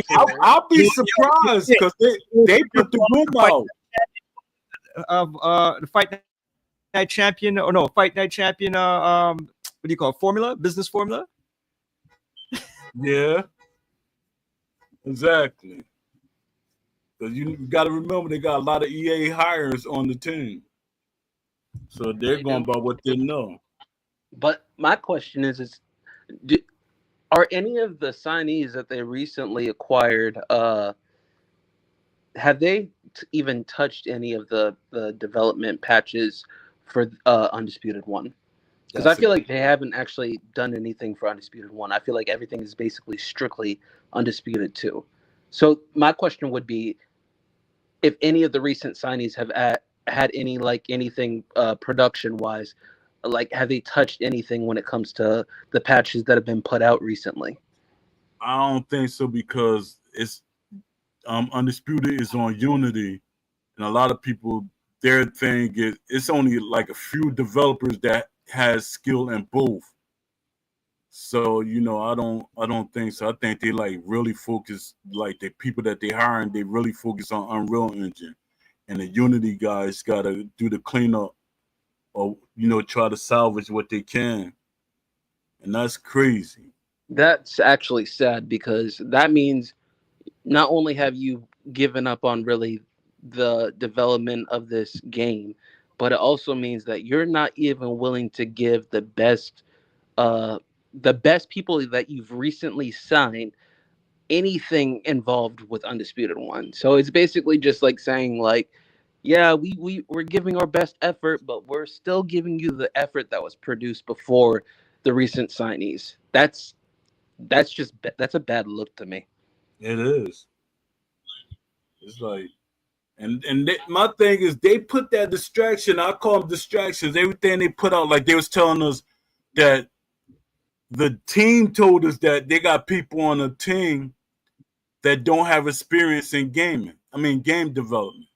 What the heck? Yo, that's crazy. Yeah. I think that's just another PR move. I highly doubt they got people on the team that don't know anything about development. I don't know.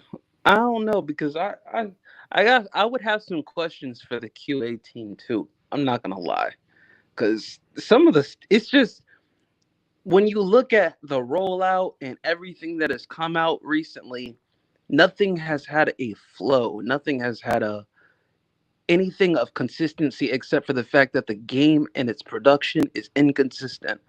And it's like I've said before, I'm not bashing these people, but if you want to hear from somebody who's been here since the beginning and has supported the game throughout all the years of bull crap and lies and facades and the changes of the game throughout the years, if you want to hear from a personal opinion, listen to mine. It's been rocky since the start.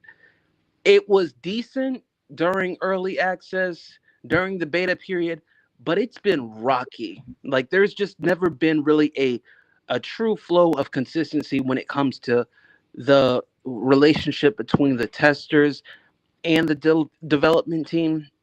It's always kind of been shifty and inconsistent. Like right now, I don't think that the testers and the development team are really, I think it's kind of back to where it was before. Like they have an understanding that things need to be fixed. There's a lot of things that need to be focused on, but it's kind of like it's this middle ground of we don't know if we can fix this, so we're gonna try our best, but don't expect the best type of thing. And it's like the testers kind of have accepted that because like when I've heard some of the testers speak, it's like there's this thing of well, I don't know how they're gonna fix it, or I don't know what they're gonna do Yeah, anymore. And crazy. it's just like, are we really here? It hasn't even been a year yet. Well, why are we talking like this? And I just hate that because this the community has been more consistent than the development team, and Yeah, that's sad to me because you have a flow of or a mix of casuals and hardcore boxing fans. And the boxing fans that have been here since the start, like me, we have been here and supported you. Like I said before you even had uh, your dream, you had a dream.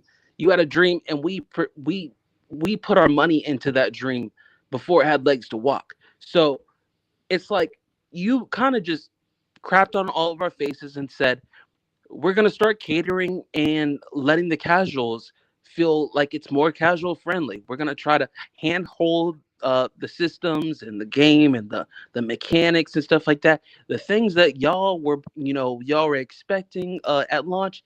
Yeah, we're gonna cancel out a lot of that, and we're gonna just water it down and start watering it down more and watering it down even more. And it's like, okay, well, the boxing fans are still here and still supporting and still doing their best to love the game that you've produced. And yet you are still crapping on their face because you're not even willing to give the best, probably your best hires uh, to fix this game or help fix this game or work on this game and test the past or do the patches and stuff like that. So it's like you have this thing where it's like the community has been longing for consistency and there has been no consistent direction with this game. So the development team, even though they're probably at odds with the community right now, and that's the reason why they don't really talk a lot and they're there and they're watching, but they're not saying anything. They're just trying to see how the community feels. It's like you kind of put this on yourself. You can't yeah, be mad at the community for being honest with you, especially when it comes to the people who bought this and thought this was going to be a simulation boxing game. A lot yeah. of people are just mad and like just like other people were talking about. I hope we get a roadmap for what?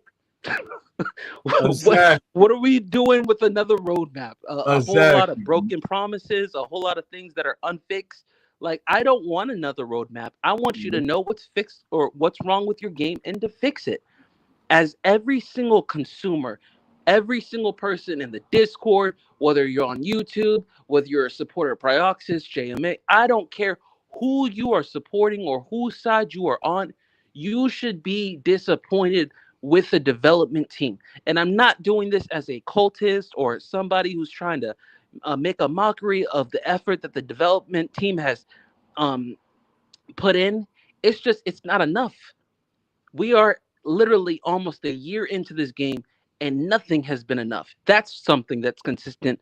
The production has not been enough. And What no else arcade consumer, features are we? huh? What else arcade features do you want them to add? What other arcade features do I want them Nothing to else. add? We don't need nothing else. If they had to, if they're gonna deliver, you're gonna get some more arcade features, man. What else is it? What else arcade can they add to it? At this point, I wouldn't be surprised if they put Sonic in the game. That's where we're at. Exactly. Mario, might as well put Mario Super Smash Brothers. See? Hey, See, go when you full out start, arcade at this point. see, when you start talking like this, you start making people start thinking about a name. Because remember, Fortnite does that. And who was working for Fortnite? Oh yeah, that's true. Ah, That's so true. yeah. Wow. Yeah. No. Yeah, so Man, if they were to, hold up, Arab. It seemed like you if they were, trying to defend yourself because wasn't it you that Seth was coming at in the Discord about watching one of our videos? You was Saf was saying basically that I was like trying to start or organize a cult, like an occultist thing. And I was like, there's nothing.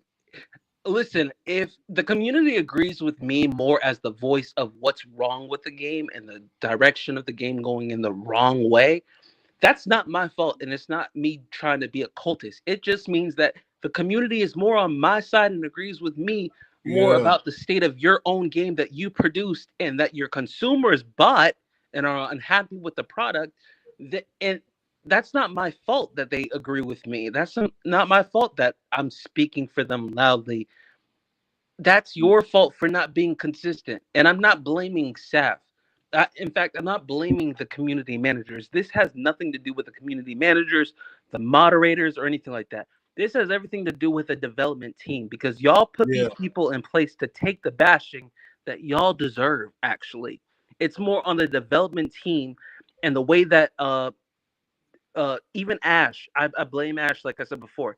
It's all on y'all. Y'all should be hearing this. Y'all should be dealing with this, not your community moderators and managers and stuff like that.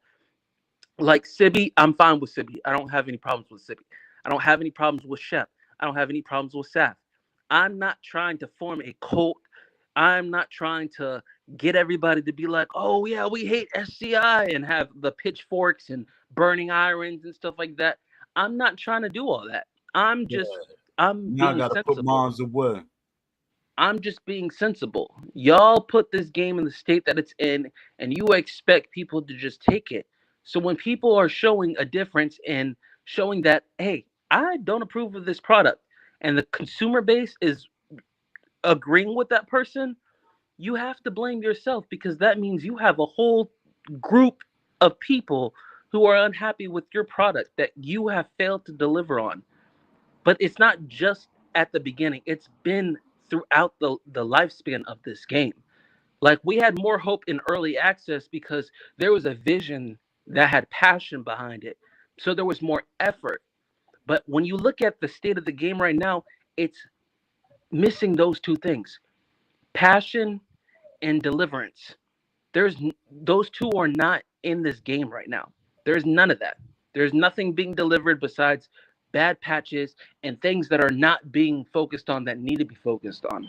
So when you look at your consumer base and they all seem like they're cults, maybe that's more because you're the problem and they're trying to tell you that you are the problem. Fix the game. Facts. Yeah, my thing is, what happened to options? They trying to push everything in one option instead of having separate options for the fans. It's like you're trying to force us to be what we're not. What are your oh, okay. Because they had like a triangle. It was a red triangle up there. I don't know what was wrong. Yeah, but Still here. my thing is they're trying to force everybody into one peg, one hole. They're trying to like we'll let them all play the same thing. No, that's what options are for. And I keep hearing people in the Discord saying, "No, you're going to divide. You're going to divide up the community. People that don't want to play online or people that don't want to play a certain way, they won't play. It's not you trying to force. You think you can force somebody to play the way you want them to play? That's not how things work. It's too many other video games out there. Not boxing, but there are video games that keep them entertained. And that's what the casual fans gonna do. Every time a newer game come out that has hype, they're gonna run to that. And that's why I say that's why the hardcore fans and the boxing fans' voices mean a lot. You know, they always trying to act like, no, we're the low percentile, but that's not true. Even Sean Porter's like, the game doesn't look like boxing to him. Like on the outside, you calling it boxing and stuff, but it doesn't look like boxing to him. It's funny, you know the joke we always be having with Ash when he's in that studio having an interview, and he keep looking over to somebody like they coaching him to say certain things. My thing is, nobody should be coaching me with my company. This is my company. That's how Ash was when we used to tell Ash to always call me, talk to me, or email me, all these things. And then that went away. That shows that somebody else had more control than he did. And that's crazy. EA never did that. Like the hot people like up there on the pedestal, they talked to me. Like when I went to EA, people knew my name. They're like, "Oh, so you Poe?" They're like, "I had to come down to see you." They say, "Dad, you're passionate." I said, "I hope y'all did the right thing." And they didn't. Yo, Poe, what do you think of the weaving mechanics in this game? Oh God. Exactly. Does it actually have proper weaving mechanics? Not really. No. And my thing is, they literally taking my idea, but they're not taking my idea. My thing is, everybody's doing the same weave mechanics. And boxers don't always do the same weaving mechanics. For one, the heavier weight's going to weave a little different than a lighter weights. And then you got certain boxers that's part of their style. They're going to weave and throw certain punches or do certain things. And that was the mindset they had earlier in development. Well, we could do this, and that's box. That looks more like boxing and stuff. Then all this stuff just started disappearing. A What's your take on it? A litmus test. Okay, if you were to take Undisputed, can it actually perform? Let's say, can it actually perform the drill? Can you do a drill? Can you use Undisputed to do a weaving drill? In what we have right now. That's to kind of assess how far is it from being a simulator, then versus this arcade, then, right? That's low. That's low balling. What? That's a low ball. What are you talking about? The weaving mechanic that decides. But can you use Undisputed? Can you actually use it to do training drills in a video? Even though you're playing video, can you execute like a weaving mechanic drill on that thing? Nah, because I think if from far as what I remember, the weaving is side to side. It's not a dip. It's not like really like it's like more like right here. You can't move. You can't move and weave at the same time. You have to plant your feet and all you're doing is just moving your upper body. That's what that's how they did it. And that's what I keep telling people. And then they give us the diagonal. Yeah, people keep saying, "Oh, Joe Frazier got his style." No, he don't. They give you just enough for you to say it looks like this boxer. So yeah, because Jack Dempsey actually he probably has the best weave right now. Yeah, because like he it. actually does the dip. He does the dips from side to side and frontal. That the weave mechanic though, I think that it's pretty bad. First of all, it leaves you susceptible to the body, as it should. But the thing is for some reasoning, even whenever you're doing things properly and picking your shots and stuff like that, sometimes you just completely whiff for some reasoning. Whenever they're doing the weave, like that whole little, it's like a worm. It just looks like you're like. It's the weirdest movement because I know this guy. When the trolls do it in full speed, like they're doing this little troll dance with it. And you know what they're doing? They're trying to throw off the tracking, because there's this guy. He's a content creator, but he's not as known. Narco Reacts Stream or Narco Stream TV, TTV. He does this thing where he uses Deontay Wilder, and that's all he does. He literally just weaves, and then he'll throw a straight. He throws the lunging jab sometimes, but primarily he'll throw the power straight or a left hook into a power straight, like the cross. But that's his whole thing. And I've noticed people have now picked up on it because it actually works. But it's only to throw off the tracking so that they can keep hitting you while you can't keep hitting them. Because it's like whenever they're doing that weave, it just leaves you prone to getting countered. Even if you're choosing your spots responsibly, you are still getting countered as soon as they throw, because they see that you're trying to punch them to the body. They throw a hook, or they throw a power straight, or an uppercut. So the Narco Reacts is one of the reasonings as to why people do that now. That whole worm thing, I don't know what the heck it is, but it looks funky and it's just weird. It's to throw off the tracking, and it's like they'll do it from side to side. They'll do it super fast, and it's just like side to side, side to side, and it's just to get you to not hit them at all. And it's the dumbest thing, because if that happened in real life, you are liable to get punched in the liver. So the fact that we don't have vulnerability, it makes stuff like that even more viable, even though it's just stupid and archaic. So I don't like the whole weave, the worm weave thing that they got going on now. It's just stupid. Well, this is the connection to the weave. So there is a roundtable, undisputed roundtable discussion, and it has Ash and Will Kisler in it.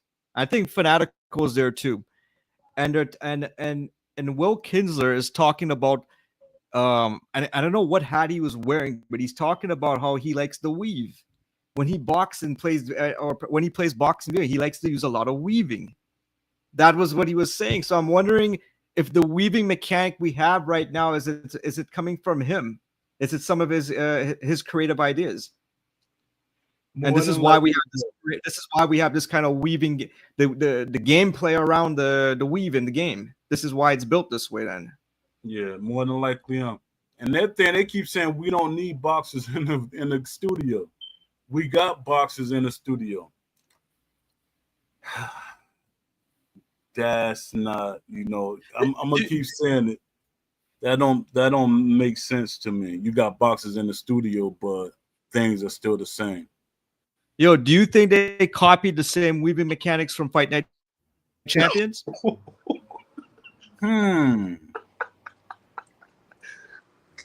Why you laugh? I'm just curious. Because I had seen this Fight Night Champions fight, and it kind of looks the same. Because I've seen a person doing some kind of, it's like that weird maneuver whenever it's like they're like ducking and dodging. It kind of looks like that a little bit. I can see where you're going with that. It kind of looks, there's some similar aspects.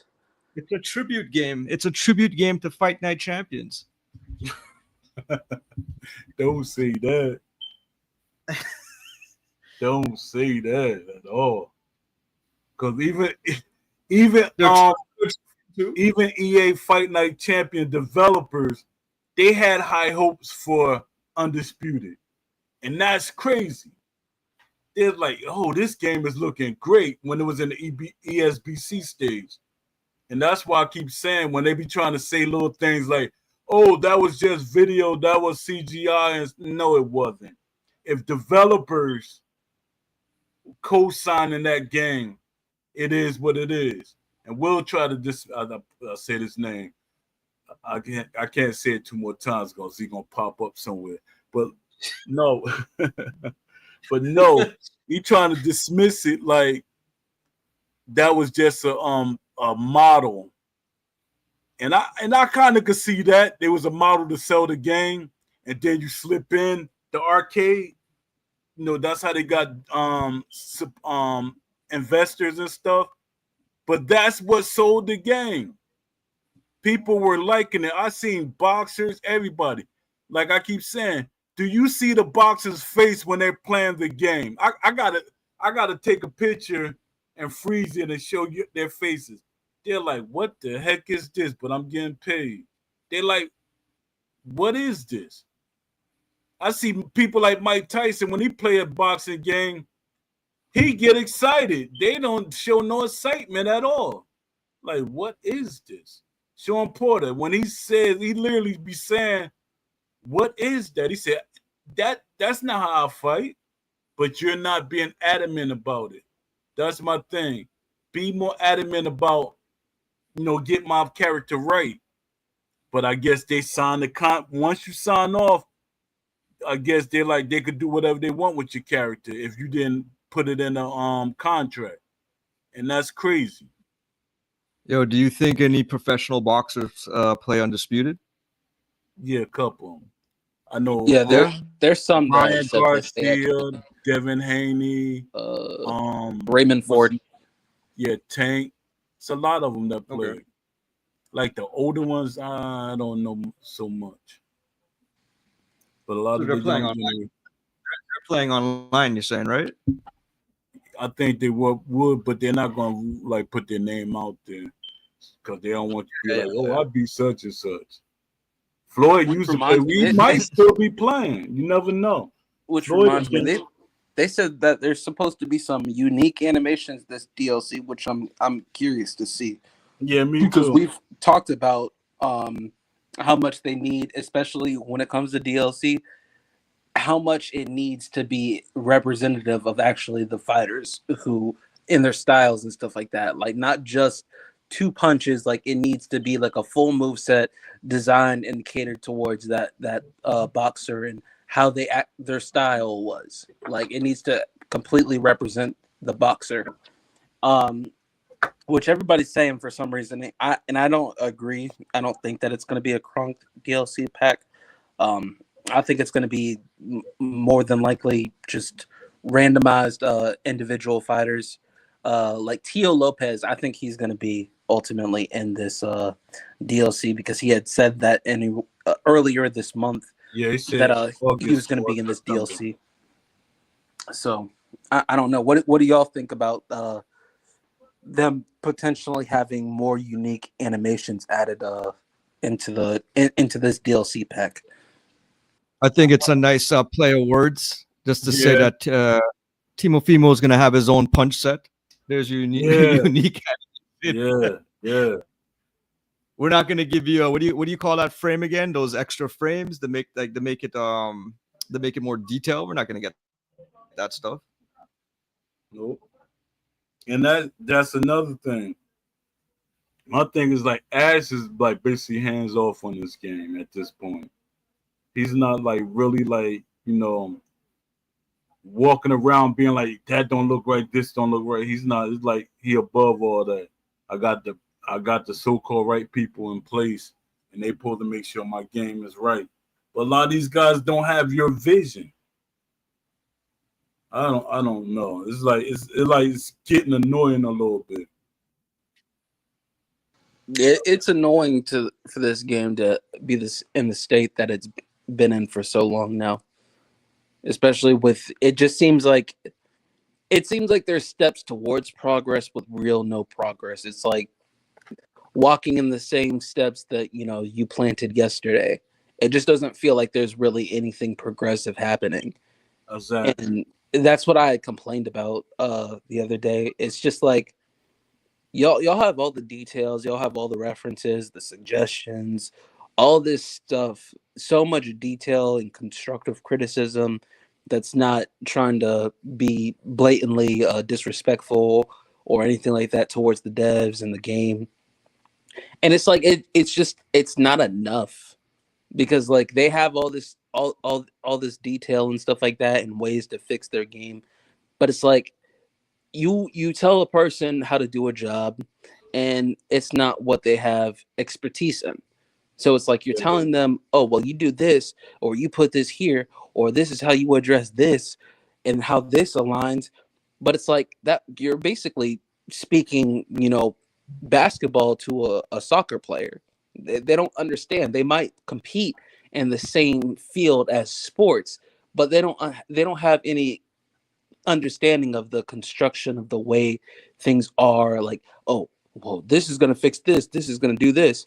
So it's like you're telling people a whole lot of suggestions, but they don't have the knowledge, the credentials, the expertise in the field in order to implement what is being asked, which is why it feels like it's such a job to ask even the simplest of things, because they don't have the expertise needed in order to actually make what we're asking for a reality in the game. Yeah, so that's why thing it just feels non-progressive. Yeah, my thing is, if you look, like I keep saying, if you look at their hires, the people they hired, it's like I say about 10 or 15 people on the whole team of 70 people that's developers. And that's crazy. It should be a higher percentage of developers than anything. With EA, they have a lot of developers. And my thing, I used to get mad because they had so many developers working on the game, but I'm like, why is there so many developers working on the game and we don't have a realistic game? And then a developer told me, he said, we don't make realistic games. We make hybrids. And the reality sunk in. I said, oh, man. And another thing with EA, they always give you a fix, even though I didn't like the arcadey hybrid, more arcadey approach. There, if something is broken or not, almost not playable, they'll give you a patch immediately within that week or within a couple of days. This team, they're like, we'll wait till probably next week. We'll make stuff like that. Because if Ash would have went the way that he wanted to go, because he wanted this to be a online service, like it updates online and stuff like that, we will be getting the fixes like whenever. Like if something we feel broke or something is not right, they'll give it to us like within the next day or the day after. Yeah, but that's all. That kind of I guess service where I forgot what you call it. Live service. I don't know, SaaS, but anyways, yeah. The thing with that service is that they have to sell you microtransactions for it to work. There has to be some kind of something. Like Fortnite sells you what, the emotes and all the little clothing and stuff. Like going back, you know what they could sell. We were talking about what, the emote, the dancing and stuff. Undisputed has those taunt dances. They could sell you that. People buy all that shit. But by the way, those taunt dances Undisputed are broken. A lot of people I don't know what the hell they're doing. They'll do it, and then the guy will be teleporting around the ring. I don't hear too much people talking about it. People are... I know what you're talking about. What is that? How are they doing that?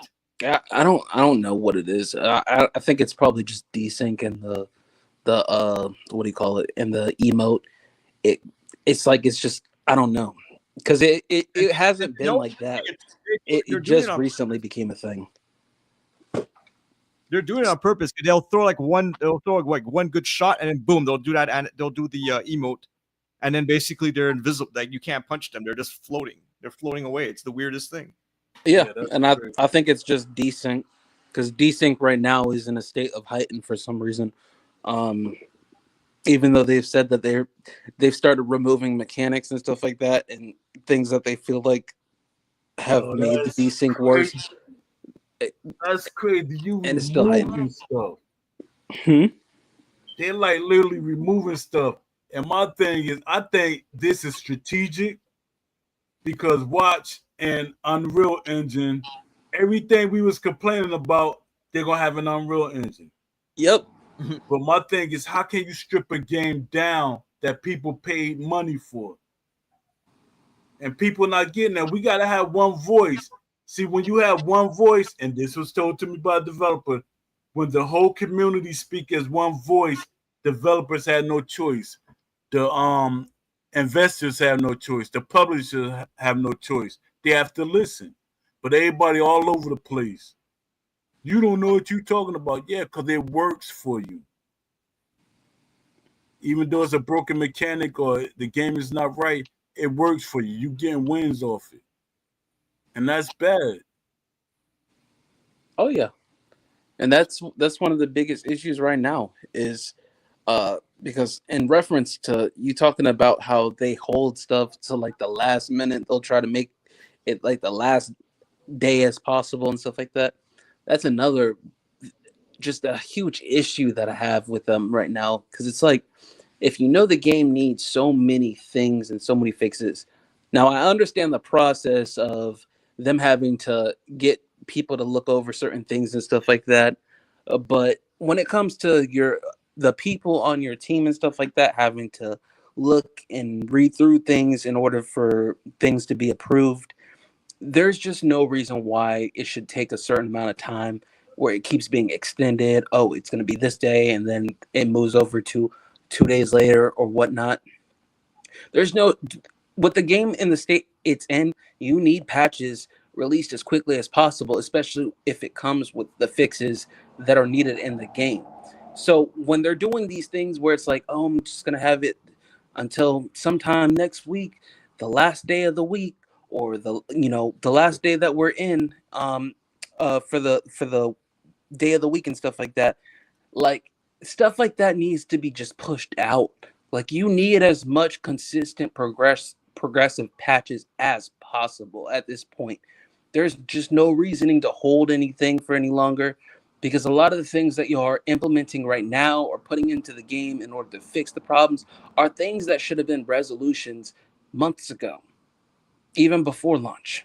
So it's maddening how they continuously do this thing where they just constantly wait and wait and wait and wait. So now you have a community that's impatient because the most basic things they're having to wait for. It's just agitating whenever you're having to constantly just know, oh, I'm gonna have to wait a certain amount of time for something that's either basic or should just easily be implemented if you had the right people on the team or the right people in the right positions where they need to be. And it's been a frustrating process with this development team. And we can say that they're putting effort and they're doing the best that they can, but the reality is maybe they really are, but the problem is they're not able to implement the things that we're asking for. So you're not only not going with the same direction that you promised that you would deliver us on, you're not being able to give us what we wanted. So now we're in a state of constant annoyance. Why do we have to wait for this long? Why do the most basic things have to take so dang long? Body hooks. Everybody for some or majority of the roster has Frazier body hooks. That shouldn't be in the game. Majority of the people have the same jab. That shouldn't be in the game. There should be different iterations of the jab, different iterations of hooks, like details that would be nice to haves and stuff like that. they should be in the game. But the problem is we are in a state of having to ask for just the bare minimum when it comes to we need this, you need to fix this, and it's a game-breaking bug like desync or issues like hit detection.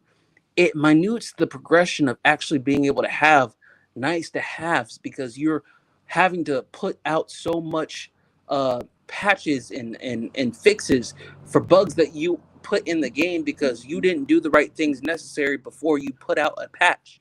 So it's like I get the fact that right now they're trying to do things in a slower manner so that whenever they do release certain things, it's not breaking other things in the process. But the problem is you you're not on really you're on borrowed time at this point. A Yeah. lot of people are waiting for UFC 6 because as Yup. soon as UFC 6 they're going to move on. And Yup. if the game is still in the same state that it's in right now, people are not going to play this game because they realize how much time has been wasted waiting for the bare minimum or the things that they've been asking for. Oh, I'll just go to UFC 6. It's a newer game. Casuals aren't going to care. The people that have been here from the beginning are still here and have been here. But at the end of the day, they're going to move on too. Yup. So it's like all this talk of, oh, we're gonna do this, or we understand how much this needs to be focused on, and we're doing the best we can. It's not enough anymore. We're about to hit October very, very soon. And by Yup. that time, UFC 6 is probably going to be out either October or November, probably. You're not going to have a fan base to give anything to. The people are not going to wait for season 1 in October because, oh, we finally feel like the game is in a stabilized state enough to be able to put out this patch. People are done and they're tired of waiting. It doesn't matter Yup. how many promises you think you've delivered on or how much your effort uh, has been trying and trying and trying. It doesn't matter anymore because you have failed to deliver on what you originally promised. So now people are just leaving. Hey, do you think one of the reasons why they can't deliver is just the mindset or like the perspective or the philosophy of the development team? Both. I mean, yeah, because Like what? I feel like, especially, you gotta have some type of knowledge of the sport for one. Because I know that from, like I always say, other teams, they have developers. The best games, they have developers that's a part of the sport. MLB, they have baseball players. You know, I keep repeating this. 2K, they have basketball players. Um, this game, Jay Shep and CB saying they're boxers, but nothing changed. And Jay Shep, you know, he's my guy, but I don't know about the boxing part. I don't know. We never talk boxing. My thing, from my history of boxing, I got like over 12 years of boxing history. When somebody a boxer, they talk boxing. They talking about the next fight. They talking about this. They talking about that. But the conversations with him is not always boxing. It's about different games and stuff like that. It's not, Yeah, but how do you like define that in terms of gameplay now? I Like when define you're it as, developing the game, like when you're developing the gameplay of this now, right? yes. Like how do you define that aspect now? What you mean by the people that you hire, or what you mean? Not the hiring, but okay. If we're thinking about the perspective of the development team, are they just creating a simulation based on balancing? We're just gonna create an attribute system. All we have to do is balance it, right? And that instead of trying to balance it, how do we get rid of all the balancing mechanics? How do we remove all those balancing mechanics instead? That's on. If you're gonna They like do, if you're gonna build balancing, right? Every yeah, time you come out with an update, the game's gonna break. So yeah. is it a matter like should it be looking at it from the lens that okay, well, how can I eliminate the balancing aspect of itself by like implementing for example, going back that thing I keep on saying, you put a referee to tell the boxers, hey, you engage. Little things like that. Yeah. So you don't have to worry about bouncing anymore. And this constant, it's a snowball effect. Bouncing leads to snowball effect. You know what I mean? Yeah. It's just there's always going to be some kind of error there. It's going to keep on rolling, and eventually you're going to get it. Eventually you're not, right? But like it's that perspective. If you were to build a game, not thinking I want to bounce it, then Yeah. I don't know. I really don't, because they gotta bring people in that pays more attention to detail. And it's like with these developers, I hate to talk bad about them, but I gotta be truthful. It's like they're there just for the check, for the what's called like Saf, that's her family business. So I'm not talking about her because she's gonna get money regardless. But it's like them developers are there because it looks good. The pay packages they look good, so that's what they're there for. And when I talk to developers that used to be on the team, they saying the team is kind of disorganized, and I can believe that. Like everybody's not really on the same page. They act like they are, but they're not. And I could go with that. And my thing, even with Brizzle, even though Brizzle has some boxing knowledge, he used to try to make the team be on the same page as him. They he like watch videos, watch weight distribute, all these different things. He used to tell them that, and for when I went to EA, he showed me that he's really doing these things, or he probably had So, it script out. So does that explain the weaving mechanic in the game? Oh no! What does that explain? Yeah. Because I saw that roundtable discussion where Will Kisler was describing the weaving mechanics. That's because, like even game analysis, he even be saying that he was describing it from a global communication. That's the hat I guess he's wearing. Yeah, those rounds. Global communication. Yeah, that's like crazy. And they call him a boxing guru. I'm like, no. If he was a boxing guru, that game would look 10 times better than that.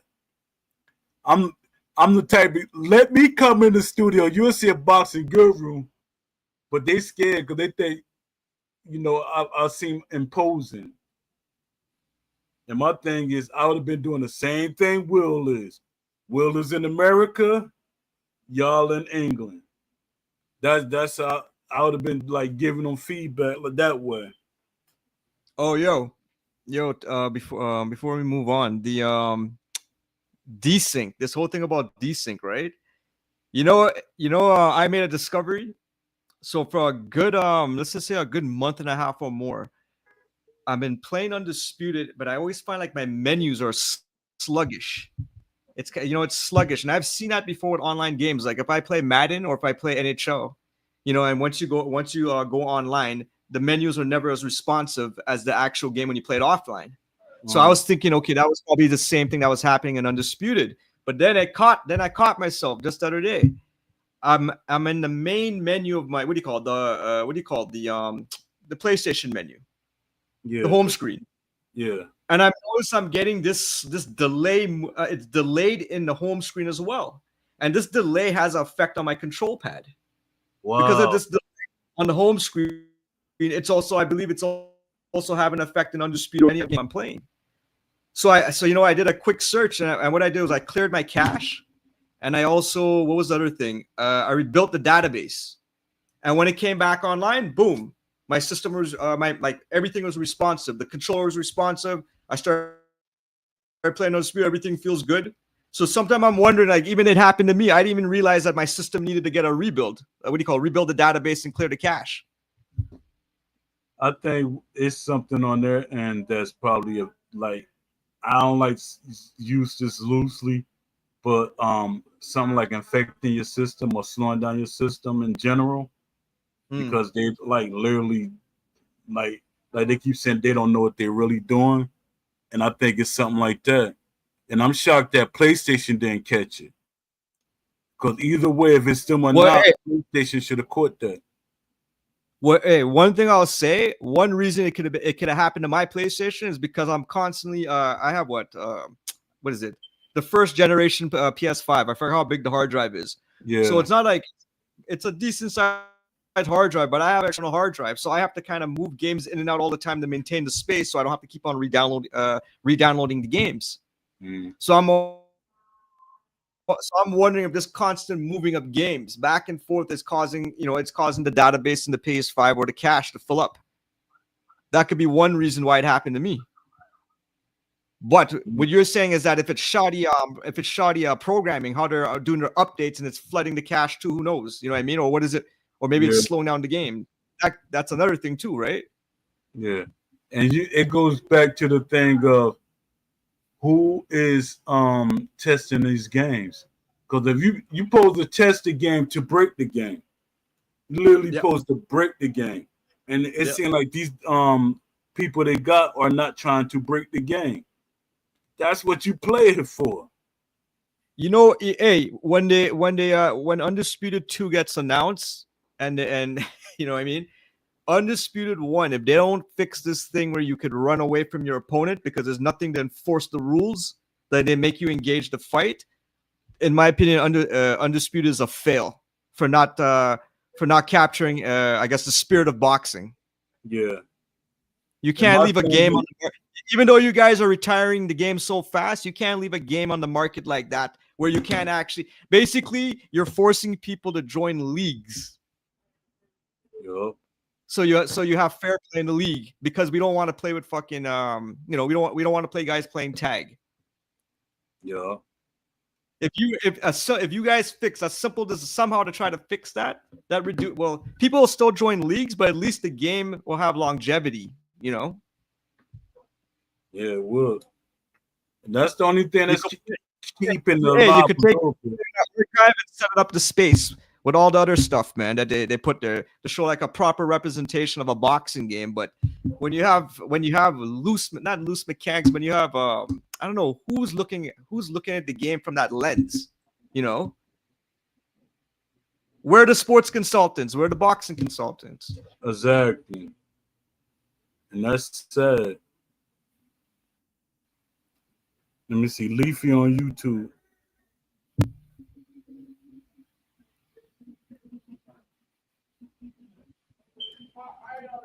Yeah, I'm trying to answer him. Yeah, I don't know. It seemed like they're kind of intentionally killing the game off because they're not saying stuff. They're like not really like communicating the way they should, or kind of make us feel more how should I say it? Make us feel like we should trust them. And you know, everybody like, yo, they just moving on to the next thing. And the DLC is nothing but money for the boxers and the investors. I don't think they're gonna be able to buy Fight Night Champion 2004 got released in 2004. Fight Night Round 2 got released in 2005. Fight Night Round 3 2006. For 3 years straight, EA milked it. They kept on releasing a next version. That's what I'm saying. This is what these guys are gonna do. Yeah, I don't think they're gonna. I just hope they don't carry those same flawed, like again, a simple thing as how do you get two boxers to fight each other? Yeah, because you got to keep it. You know, I know a lot of people want constant engagement, but I also want boxers. Like even if I'm playing offline, I want them to have the mannerisms and the stylistically the way to like Rigger. I don't know. I always mess up his name. He's a lightweight, super lightweight, or some bantamweight. Rigadamo. Yeah. He moves a lot. Like The only time I like seen him really run is when he fought Lomachenko. But other than that, he's a mover. And people gonna always call stuff like that running too. Like he moves around, hit you, he'll catch you with a combination of stuff. And my thing is they gotta put things in that keeps the player base engaged, like defensive options, more better movements and stuff like that. Because somebody like Rigodamo, you should be able to stop him by cutting off the ring, but we don't have the mechanics. We don't have the footwork like we had in the beginning. In the beginning, the game looked beautiful, like far as footwork was, and that's what they were living off of. How would you correct that too? Like now, like that gameplay aspect of being able to cut off the ring. Why is it failing right now? It ain't failing because they're not thinking about it. I really don't think they think it's important. Well, here's one thing: rock paper scissors. Every time you do that, every time guys play that game of tag, that defeats. You can't. It breaks the even what the current way you cut the ring off in Undisputed. You cannot use it to beat a tag guy. So what I'm saying is like if you were to reinvent that that mechanic, what are we not seeing right now? Or is it just because you're in a real boxing fight, a guy can't run away like that? The referee would have to say something to him, you know? Yeah, some referees. Because I'm not talking about a guy fighting on his back foot, eh? Yeah. There's guys who box on the back foot. I'm talking about guys who are not engaging because they know, okay, I landed 2 punches and my opponent's landed 0. I can run away now for the whole fight. Yeah, but that's when the referee got to step in. Cutting the ring off is connected to that as well. Yeah. So like you were saying, we don't have the mechanics, right? Yeah. But we should, because what's coming, even like I always bring this up, Victorious Boxers had it. You could cut the ring off. The game, that game is what, 20-something years old? But also too, that game had full 360-degree pivoting. Yeah. That's like you'll never see that again. But that's the one game, 360 degrees, and you have to know. Okay, basically, the main thing about that, you have to teach yourself how to recenter yourself quickly. Yeah. As opposed to what we have in Undisputed, it's doing auto. It's auto recenter, right? Yeah. Because at one point they did have it like that. I remember they was complaining about something about it, but they had it so you could move around more freely.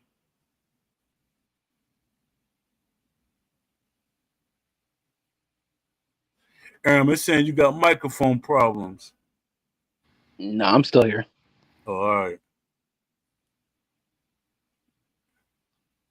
Yeah. So what? The one of the things I wanted to actually bring up real quick, the side steps and the back steps. What is your opinion on the side steps and the back steps right now? The way they're implementing the game. They should be in the game, but the way they implementing the game, nah. I don't like it. The back step, it need retuning. I think that the side steps and both the side steps and the back steps need a rework because the way that it works right now, for some reasoning, and people have picked up on this, for some reasoning, whenever people do that, it's like they get this like weird effect where it's like they can't be touched. Like it's like for a split second, even if you go to the body or something like that to try to like get them to slow down or something like that, like it's like you can't hit them even if you're in the same proximity. And that's one of my issues with it, is it gives you like this instant weird delay where the opponent can't be touched for like a split second, and then it leaves you open to susceptible to being countered. So what? Like it stuffs your punch. So like it won't let you. So there's this guy, and it's in a lot of leagues. I'll call it out now. A lot of league players do this. They do a whole lot of side steps and back steps to a obnoxious rate where it's not even boxing anymore. It's just some kind of weird movement simulator, and trying to counter everything you do. Uh, so, like, let's say a person sidesteps and you're in the same proximity of that opponent. You're also still in the same like this, the angle you need to be to punch that opponent. For some reasoning, it's like if let's say you go to the body and you throw a body hook, it's like the body hook punch, it doesn't work. It's like it not like it's stuffed, but it's like you can't even touch the I know opponent. who you're talking about.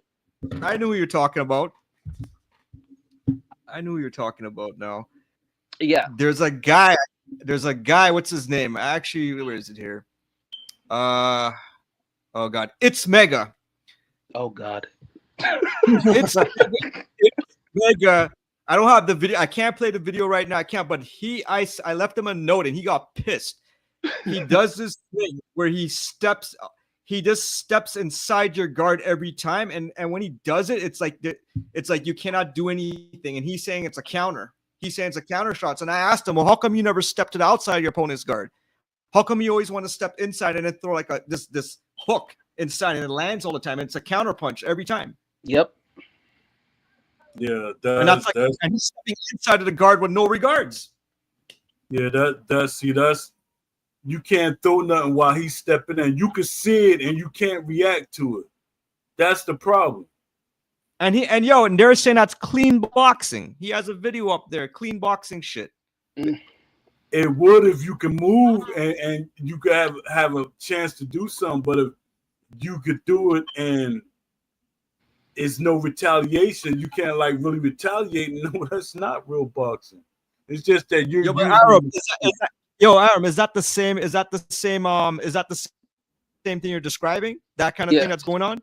Yeah, it's one of the things that I'm describing because I've played quite a few players who do a lot of this. It's just like this obnoxious, like sometimes they'll sidestep and it's like you just can't hit the person, but every single time they throw a punch, it's an instant they can punch you.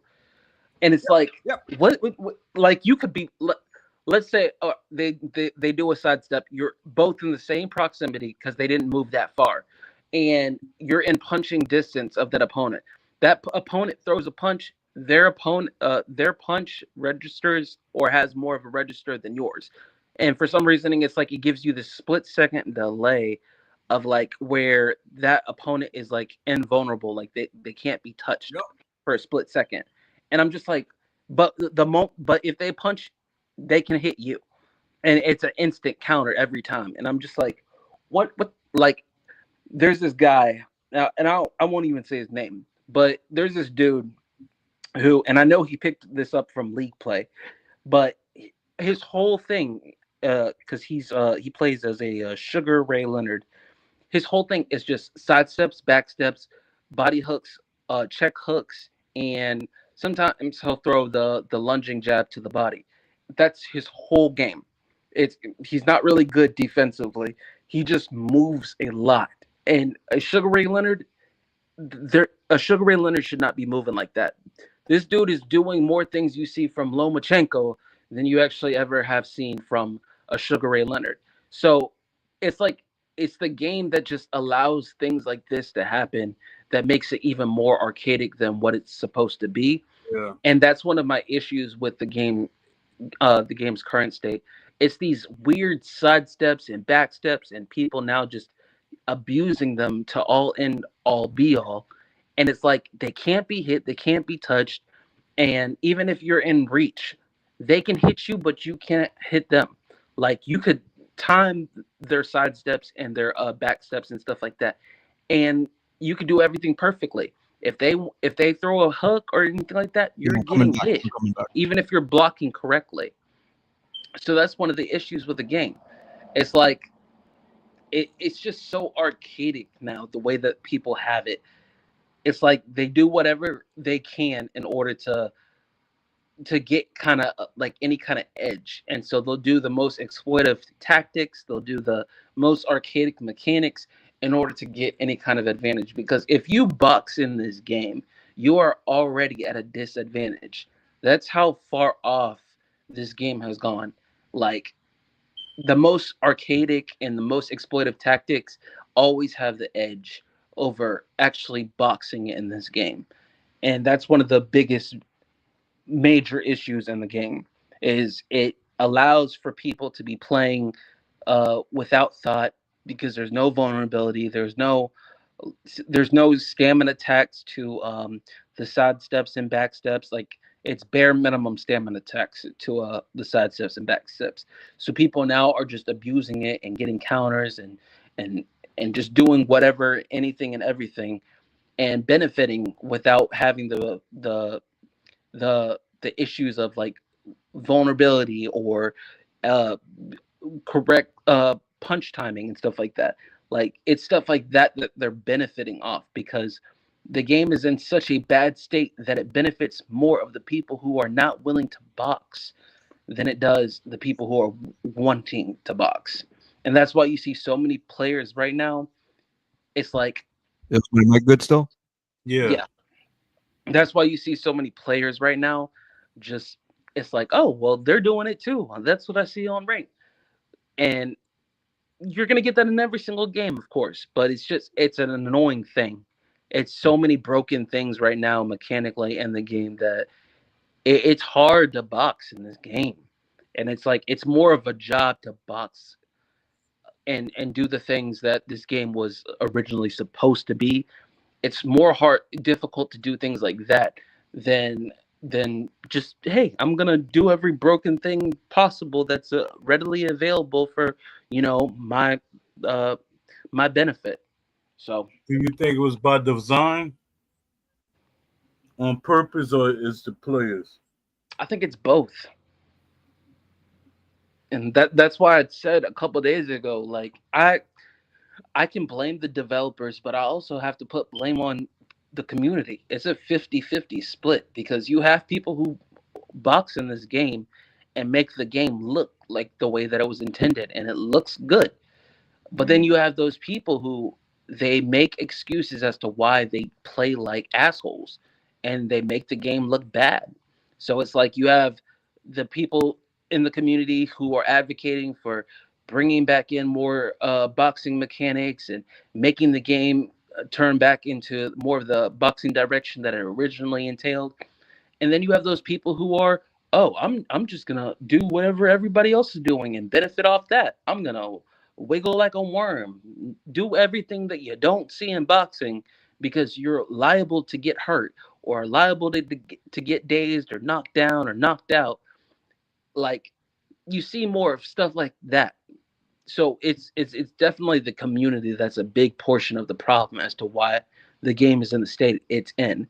But it also does not help that the developers have put this game in the state that it's in because of the bad game, the bad mechanics. Hey guys, watch this. So I finally got the thing to work. So this is the video I saw by It's Mega. The name of the video is "This is the real way to play undisputed boxing game," right? So I made a comment here. Here it is, and this triggered him, right? But at the 3:05 mark, I asked him, "How come you always evade the jab by sidestepping inside your opponent's guard and then throw the hook? What school of boxing teaches this? It looks like an exploit mechanic to me, right?" So here, I'm going to show you guys. So this is it here, right?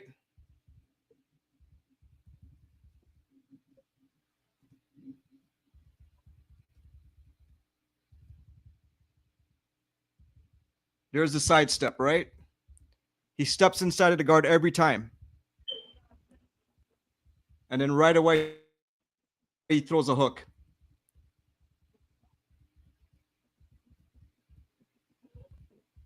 And that's going to be a counter every time that's step in.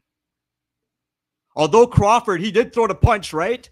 But it goes back to what Aram's saying, that it seems like when they do this side step, they're invulnerable. They cannot touch them. It's I don't know if that's how the game's working, right? But this is it right here. And his whole video, you guys could go watch it yourself, but this is the name of the video. It's by It's Mega. And go right to the where is it here? 3:05 mark. You could go look at that and you could go clip by clip and examine it. But these guys got triggered here. Here's some of his responses here, right? Because he's in disbelief when I call them out on it. Because remember, they're selling their content as clean boxing. Mm-hmm. But to me, it looked like an exploit. It's the gamers cry about everything on this game. Good, clean. See, good. He's saying it's good, clean boxing. But yeah, man, take a look at that from 3:05 to 3:06. That's the exploit he's using. Check it out, and that's the video right there. Yeah, I remember that name. Yeah, I mean, he's one of the more popular content creators of this game. I don't really care for him personally. He seems like a decent dude, but I've boxed him before, and I just don't like the way people play the game. That's all I can say. Like, it's just like people will praise this stuff, right? People will praise this stuff and they'll call it, oh, it's sim boxing. No, it's Wreck-It Ralph boxing. Like, y'all just play so brain dead that it's just like anything that's movement based or evades a punch, and it's like it's not realistic because you're in the same proximity and you are more liable to get punched. But because of things like desync and bullcrap, people are basically invulnerable to getting touched or hit as soon as they do a sidestep or backstep. So everybody's like, oh, that's boxing. No, it's brain dead because you're not going to sidestep like that.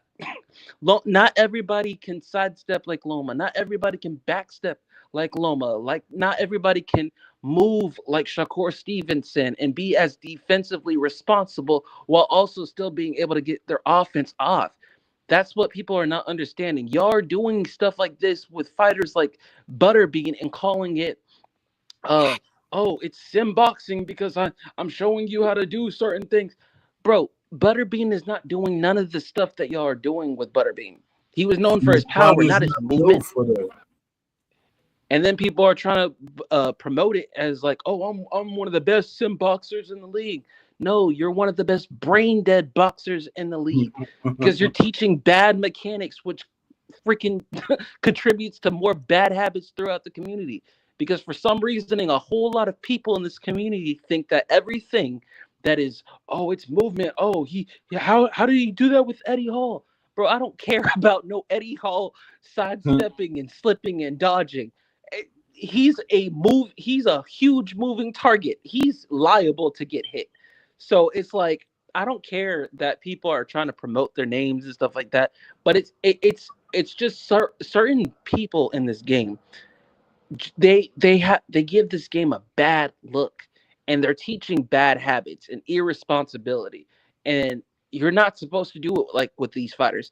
I'm not saying that you shouldn't slip and dodge and move and stuff like that and get out of the way of punches or understand defensive responsibility and not being completely brain dead and stuff like that and just get hit and stand in the pocket and trade. I'm not advocating that. I'm advocating for sense. Have some understanding of what you're doing. Have some understanding of the boxing that you're choosing. What are their habits? What are they known for? People are doing just the most brain dead stuff that I've ever seen, even in comparison to UFC. Just because. Exploits win. Yeah. All the exploits. It's a game full of exploits. Mix it up. It's like, okay, I'll do a little bit of boxing, but I gotta mix up some exploits, otherwise I ain't gonna survive. Exactly, and that's one of the things that Crooks the Great has said. Once they remove the thing, or they at least they what do you call it? They balance that lunging jab.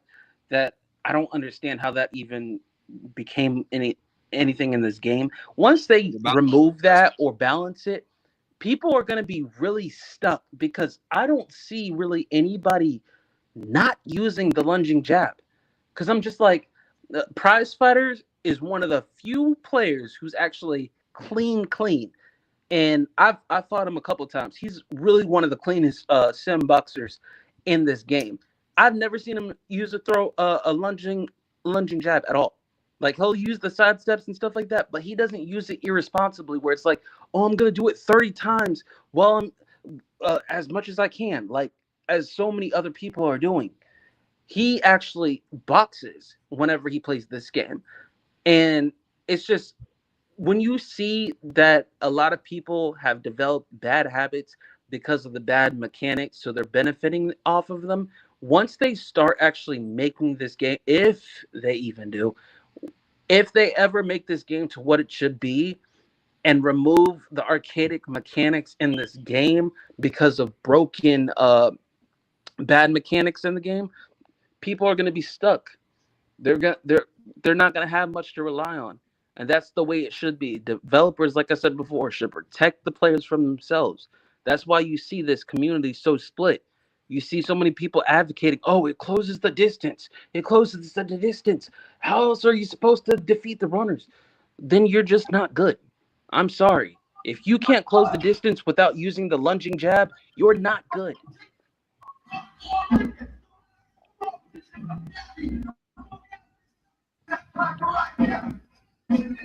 I live in the hood. Yeah, boom.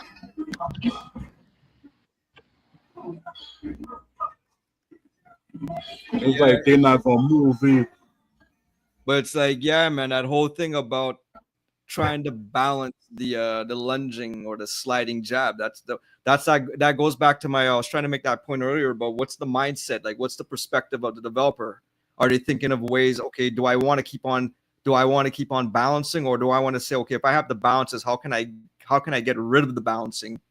Therefore maybe I'm identifying a new mechanic that's not there, or we have to redefine the way the mechanic works to get rid of the balancing, right? If all you're doing is balancing, you've just built a Humpty Dumpty game, you know? But what do you mean by balancing? Because that word right there, that's a trigger for me. What do you mean by? So it's like Sergio Martinez. It's a Humpty Dumpty game, man. I'm saying, but like Sergio Martinez, he properly needed to be balanced. That's the things I advocate when it comes to balance. Like the power straight that you couldn't even see the punch coming and you were already getting hit. That's how fast Sergio Martinez was. Like it was inexplicable speed. Like you could not even like the moment that he hit you, you were already trying to figure out where's the punch coming from. You think it's coming from the crowd, but really it's just Sergio Martinez, brain dead, have that speed. Power straight to the face. But what would you say his real speed would look like in real life, and is it taken away from his realism of who he is? I think properly he should have the trait lightning speed. I think he should have probably a punch speed of 92 instead of like down to a 91, 90. I think he was super fast, but the problem is the fact that what sense does it make to have somebody so inexplicably fast that you can't even block the punch? Yeah, because you can't determine where it's coming from. That's what I mean by balance. Like when I say balance, it's not to water down and minute what made a fighter who they were. It's to bring understanding of like, okay, you understand where the punch is coming from, but with Sergio Martinez, where he was at, you couldn't even block. Like the moment that you were trying to get your block up, Sergio Martinez was already punching you 2 times. That's how fast he was. Like you couldn't even calculate the speed. Like that's how fast he was. That's what I mean by balance. Like that kind of speed is more archaic than it is actually realism. Yeah. And I think it's more like me thinking when I hear a developer say it, and sometimes I hear some of the people in the community say it. When I hear balance, I feel like it's taking something away. But the way you explained it, that's the answer I was kind of looking for. Because balancing, sometimes you could steal away from a boxer's style and what made them who they are. And my thing is, they should better be like better defense, because I never hear nobody talk about defensive measures. Why you're not asking for more defense so you could counteract these things and fix it so when they punch, it don't come out exactly then, and when you move somewhere else, it hit you then. Things like that to desync. That's when balancing should be a part of the conversation, not taking away stuff that make the boxer who they are. That's what I'm trying to get at.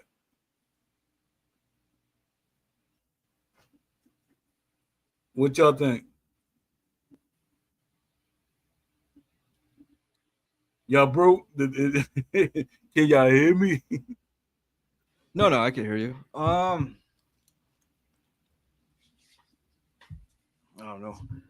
I just go all the way back to. I'm just thinking about, is the game being designed based on boxing gameplay first, or Yeah. boxing? Is it being based off that first, and you build it from that root or that base? Yeah. And I'm looking at The more you build from that base, I think the less bounce you would have. Yeah. And that's crazy. Let me see. Khan should be the fastest in the game. Martinez was really fast. Faster than Roy Jones Jr.? That's what Aloha Bama saying. God no. And Mayweather Roy was faster than all of another them. level of Mayweather, speed. if I had to rate Mayweather, I would say he's probably I want to say at least a 97. What? Punch speed? Nah, Yes. I give him a 95, 96.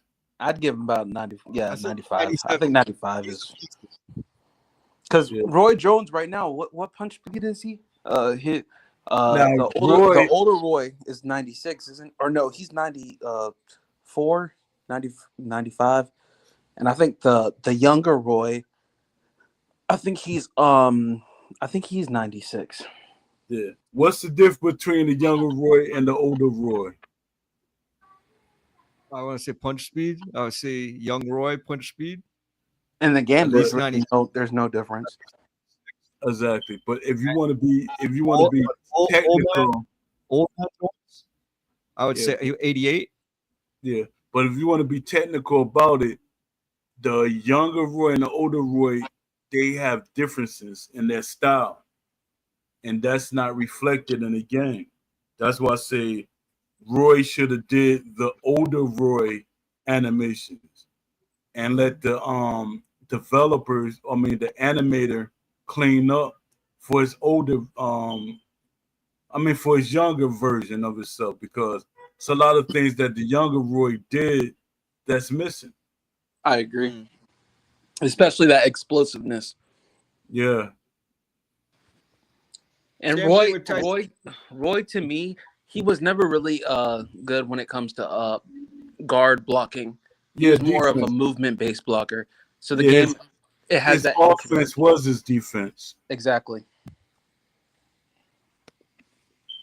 Yeah, there's like head movement. So like Ali, a lot of his defense wasn't his blocking a lot. It was more of his head movement and his movement in general. And Ali didn't throw body shots, so he shouldn't have a high rating for that, because that's something he never really did. He should be like in the middle of, for his body shots and stuff like that. There's so many things, like the conversations. If a boxer was in studio, that's what I'm talking about. But they say they got 2 boxers in the studio. They don't need no real boxers, and they don't need no pro boxers in the studio, which is the craziest thing I ever heard. Crazy. I wonder if they're gonna if T.O. is gonna have the Philly show. Or yeah, because actually T.O. had a couple of defensive styles. Yeah, he did. And offensive styles. See, you know what really took it over the top? And I know it might sound a little arcadey. When he went, he do the backflips and stuff like that. People freak out. But no, they not fixing nothing else. So You can't add stuff like that. People would have been crazy if stuff like that was added, like the celebrations and stuff when you win a fight.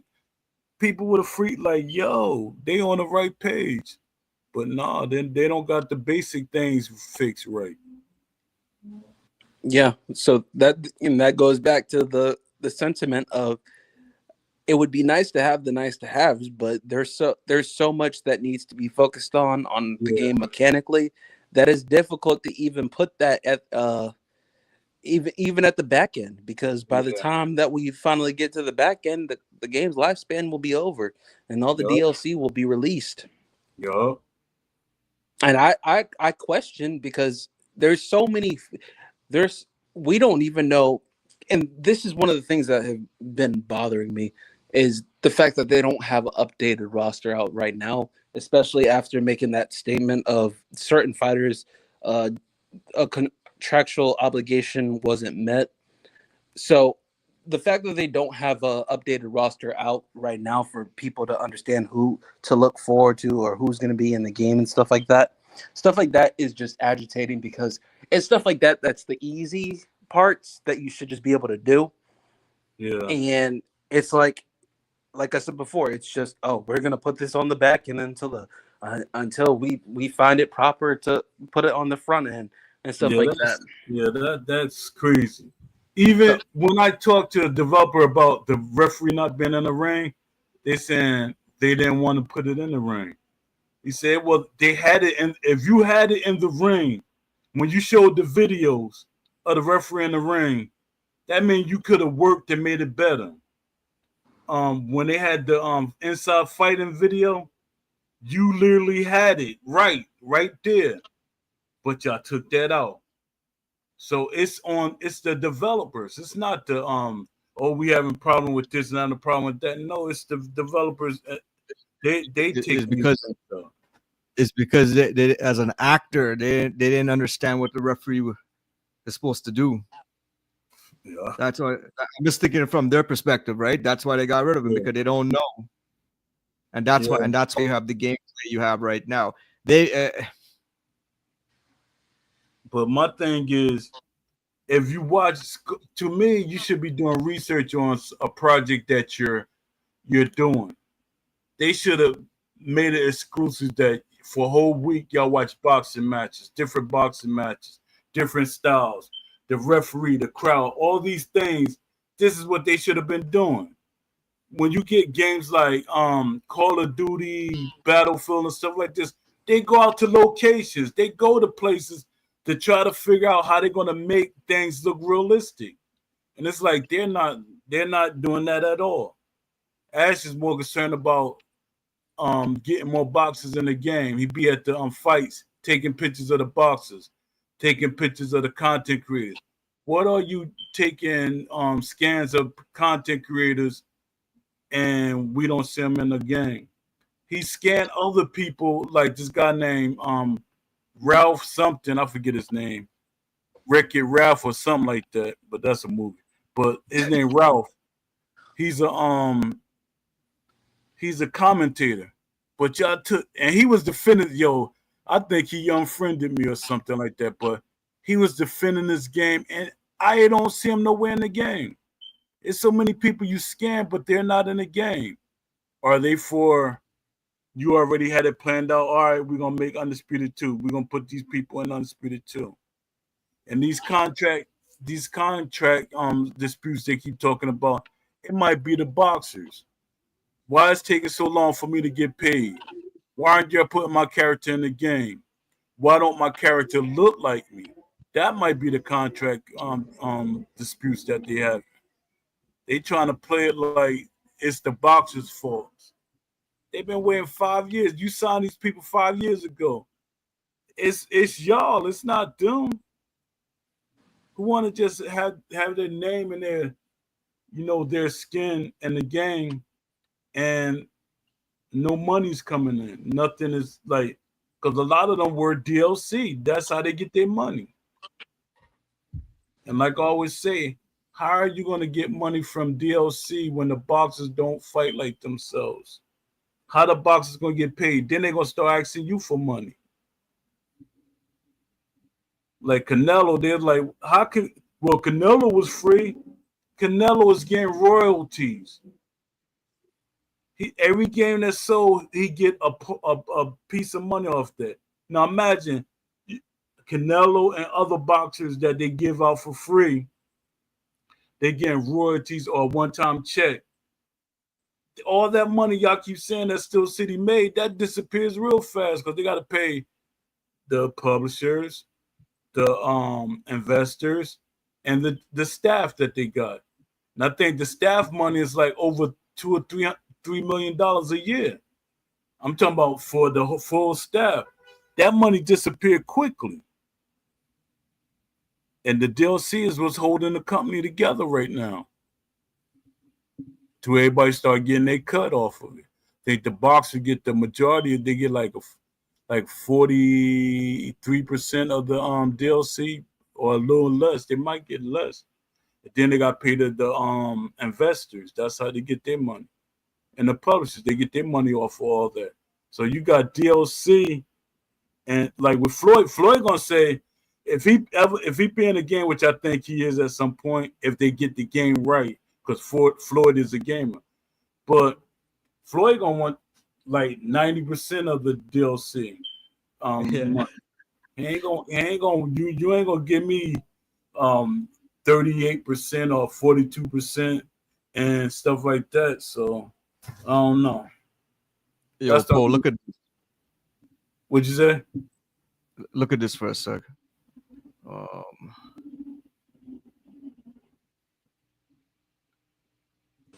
Yeah, because Floyd had said to Brian Mazik that they're in the talks. Something's coming soon, and it basically alluded to him probably going to end up being in the game. Yeah, I think it's going to be a family pack because they already scanned his Uncle Jeff in there and his father. Yep, they have uncle, his dad. They have his protege, Carmel Moton. Yeah. So. And they're gonna probably get Roger. It's gonna be a big pack, and that pack I think is gonna be like $30. No lie. No, you're probably right. And to be honest, as a boxing fan, people. This what I keep saying. People will not complain as much if the boxers actually fought like themselves. They'd have made so much money having each boxer fight the way they're supposed to fight. But they're not. That's one of the reasons why people complain about DLC. Exactly. Yo, Paul, look at this. This is off Steam, right? This is how they advertise the game here. It's the most authentic boxing game to date, featuring true-to-life visuals, bone-jarring action, and more licensed boxers than before. It gives you an unprecedented control to master every inch of the ring. They don't advertise it as a simulation. Yeah, you got to look down a little further. It's unless they change it, because we was arguing with them. Well, I'm just showing that's the beginning blurb of it, right? You like they don't describe it as a boxing similar. It's basically authentic boxing and in true to life visuals. Yeah, that authentic tag came from Will Kinsler. I said his game name again 2 times. But here it is on PlayStation, right? The PlayStation Store. One thing I want to ask you, it says all the tools needed to be a defensive wizard. Slip punches, weave, dodge, and block. What do you make of this dodge? See that's arcade game talk. Dodge. What this is the thing. I did a little bit of research. Where do you go to learn the dodge in boxing? I never heard of that in boxing. Well, this is the thing. I found it strange when I saw the word dodge, and I'm trying to say, okay, I'm looking up drills. I'm looking, okay, what's the dodge, right? How do you associate it with boxing? Dodge is slipping. I don't know why they put that dodge up there. That's crazy. They call the mechanic a dodge mechanic as well, right? Yeah, that's see, that's the stuff that be like a person that know the sport. They see these things, they be like, "Oh boy, we're going down a rabbit hole." That's crazy. Yeah, but They on do advertise with weave. They said it has a weave. But the Dodge, man. yeah, that's crazy. Like with Ash, he was saying in the interview, he wanted this game to be hyper realistic. I literally, I really literally got that video. He said he wanted to be hyper realistic. That's not authentic. That's like above authentic. But he let somebody silence him. Now you can't say that, Ash. You gotta think about the casual fans. That's what options are for.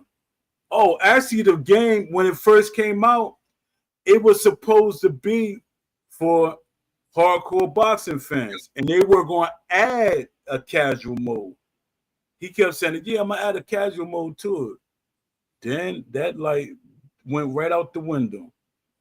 I'm like, yo, I don't know. I don't know if they could recover. I'm really trying to be optimistic, but I don't think they could recover. If they could put a ref in the ring just to get the boxers to engage and Yeah, stop. I'm not talking about stopping back yeah, foot fighting, but they have that, and the whole idea is that why do people want to join a league? Because they don't want to fight guys like that, because those guys are not fighting. They're really not fighting. They're yeah, just playing. They're playing. Basically, the game is not enforcing the rules of boxing. yeah. And I also hate when people Or they're say they say, well, when he hurt, he's moving around or he's running. If you hurt, you should be moving around. Try to clear your head. That's what I'm saying. Everything is not running. If you hurt, you don't supposed to be sitting there still trying to fight. That's not how it works. You see what happened to AJ. He trying to go blow for blow with Daniel Dubois and got caught. Bow out of there. That shows you. And that should be in the game. When you're going blow for blow, and that technically that's what people want. They want a slugfest fight. Every fight to be a slugfest. They don't want it to be no Tom and Jerry. And everything is not Tom and Jerry.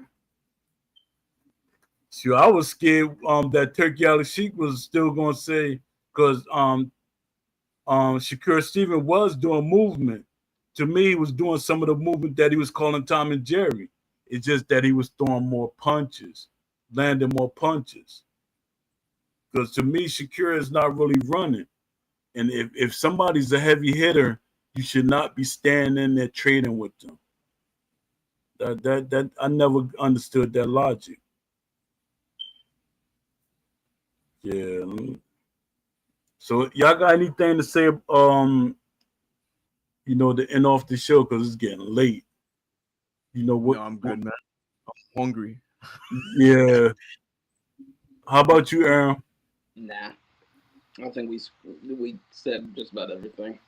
Yeah. All right. So about to end the show, and I want to thank everybody for listening.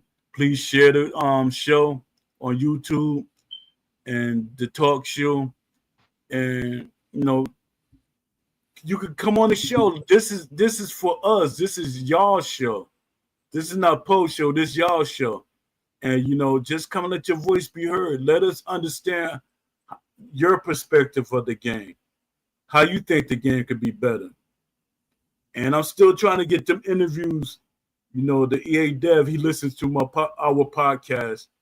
And I'm hoping he finds some type of way to be on the show. Because I know how they get with developers talking. They got to sign an NDA not to say certain things. So I understand that. I understand how the industry works. But salute to everybody. Thank you, Aaron, and thank you, AJ Pax. All right, I'm about to end the show. To the next one.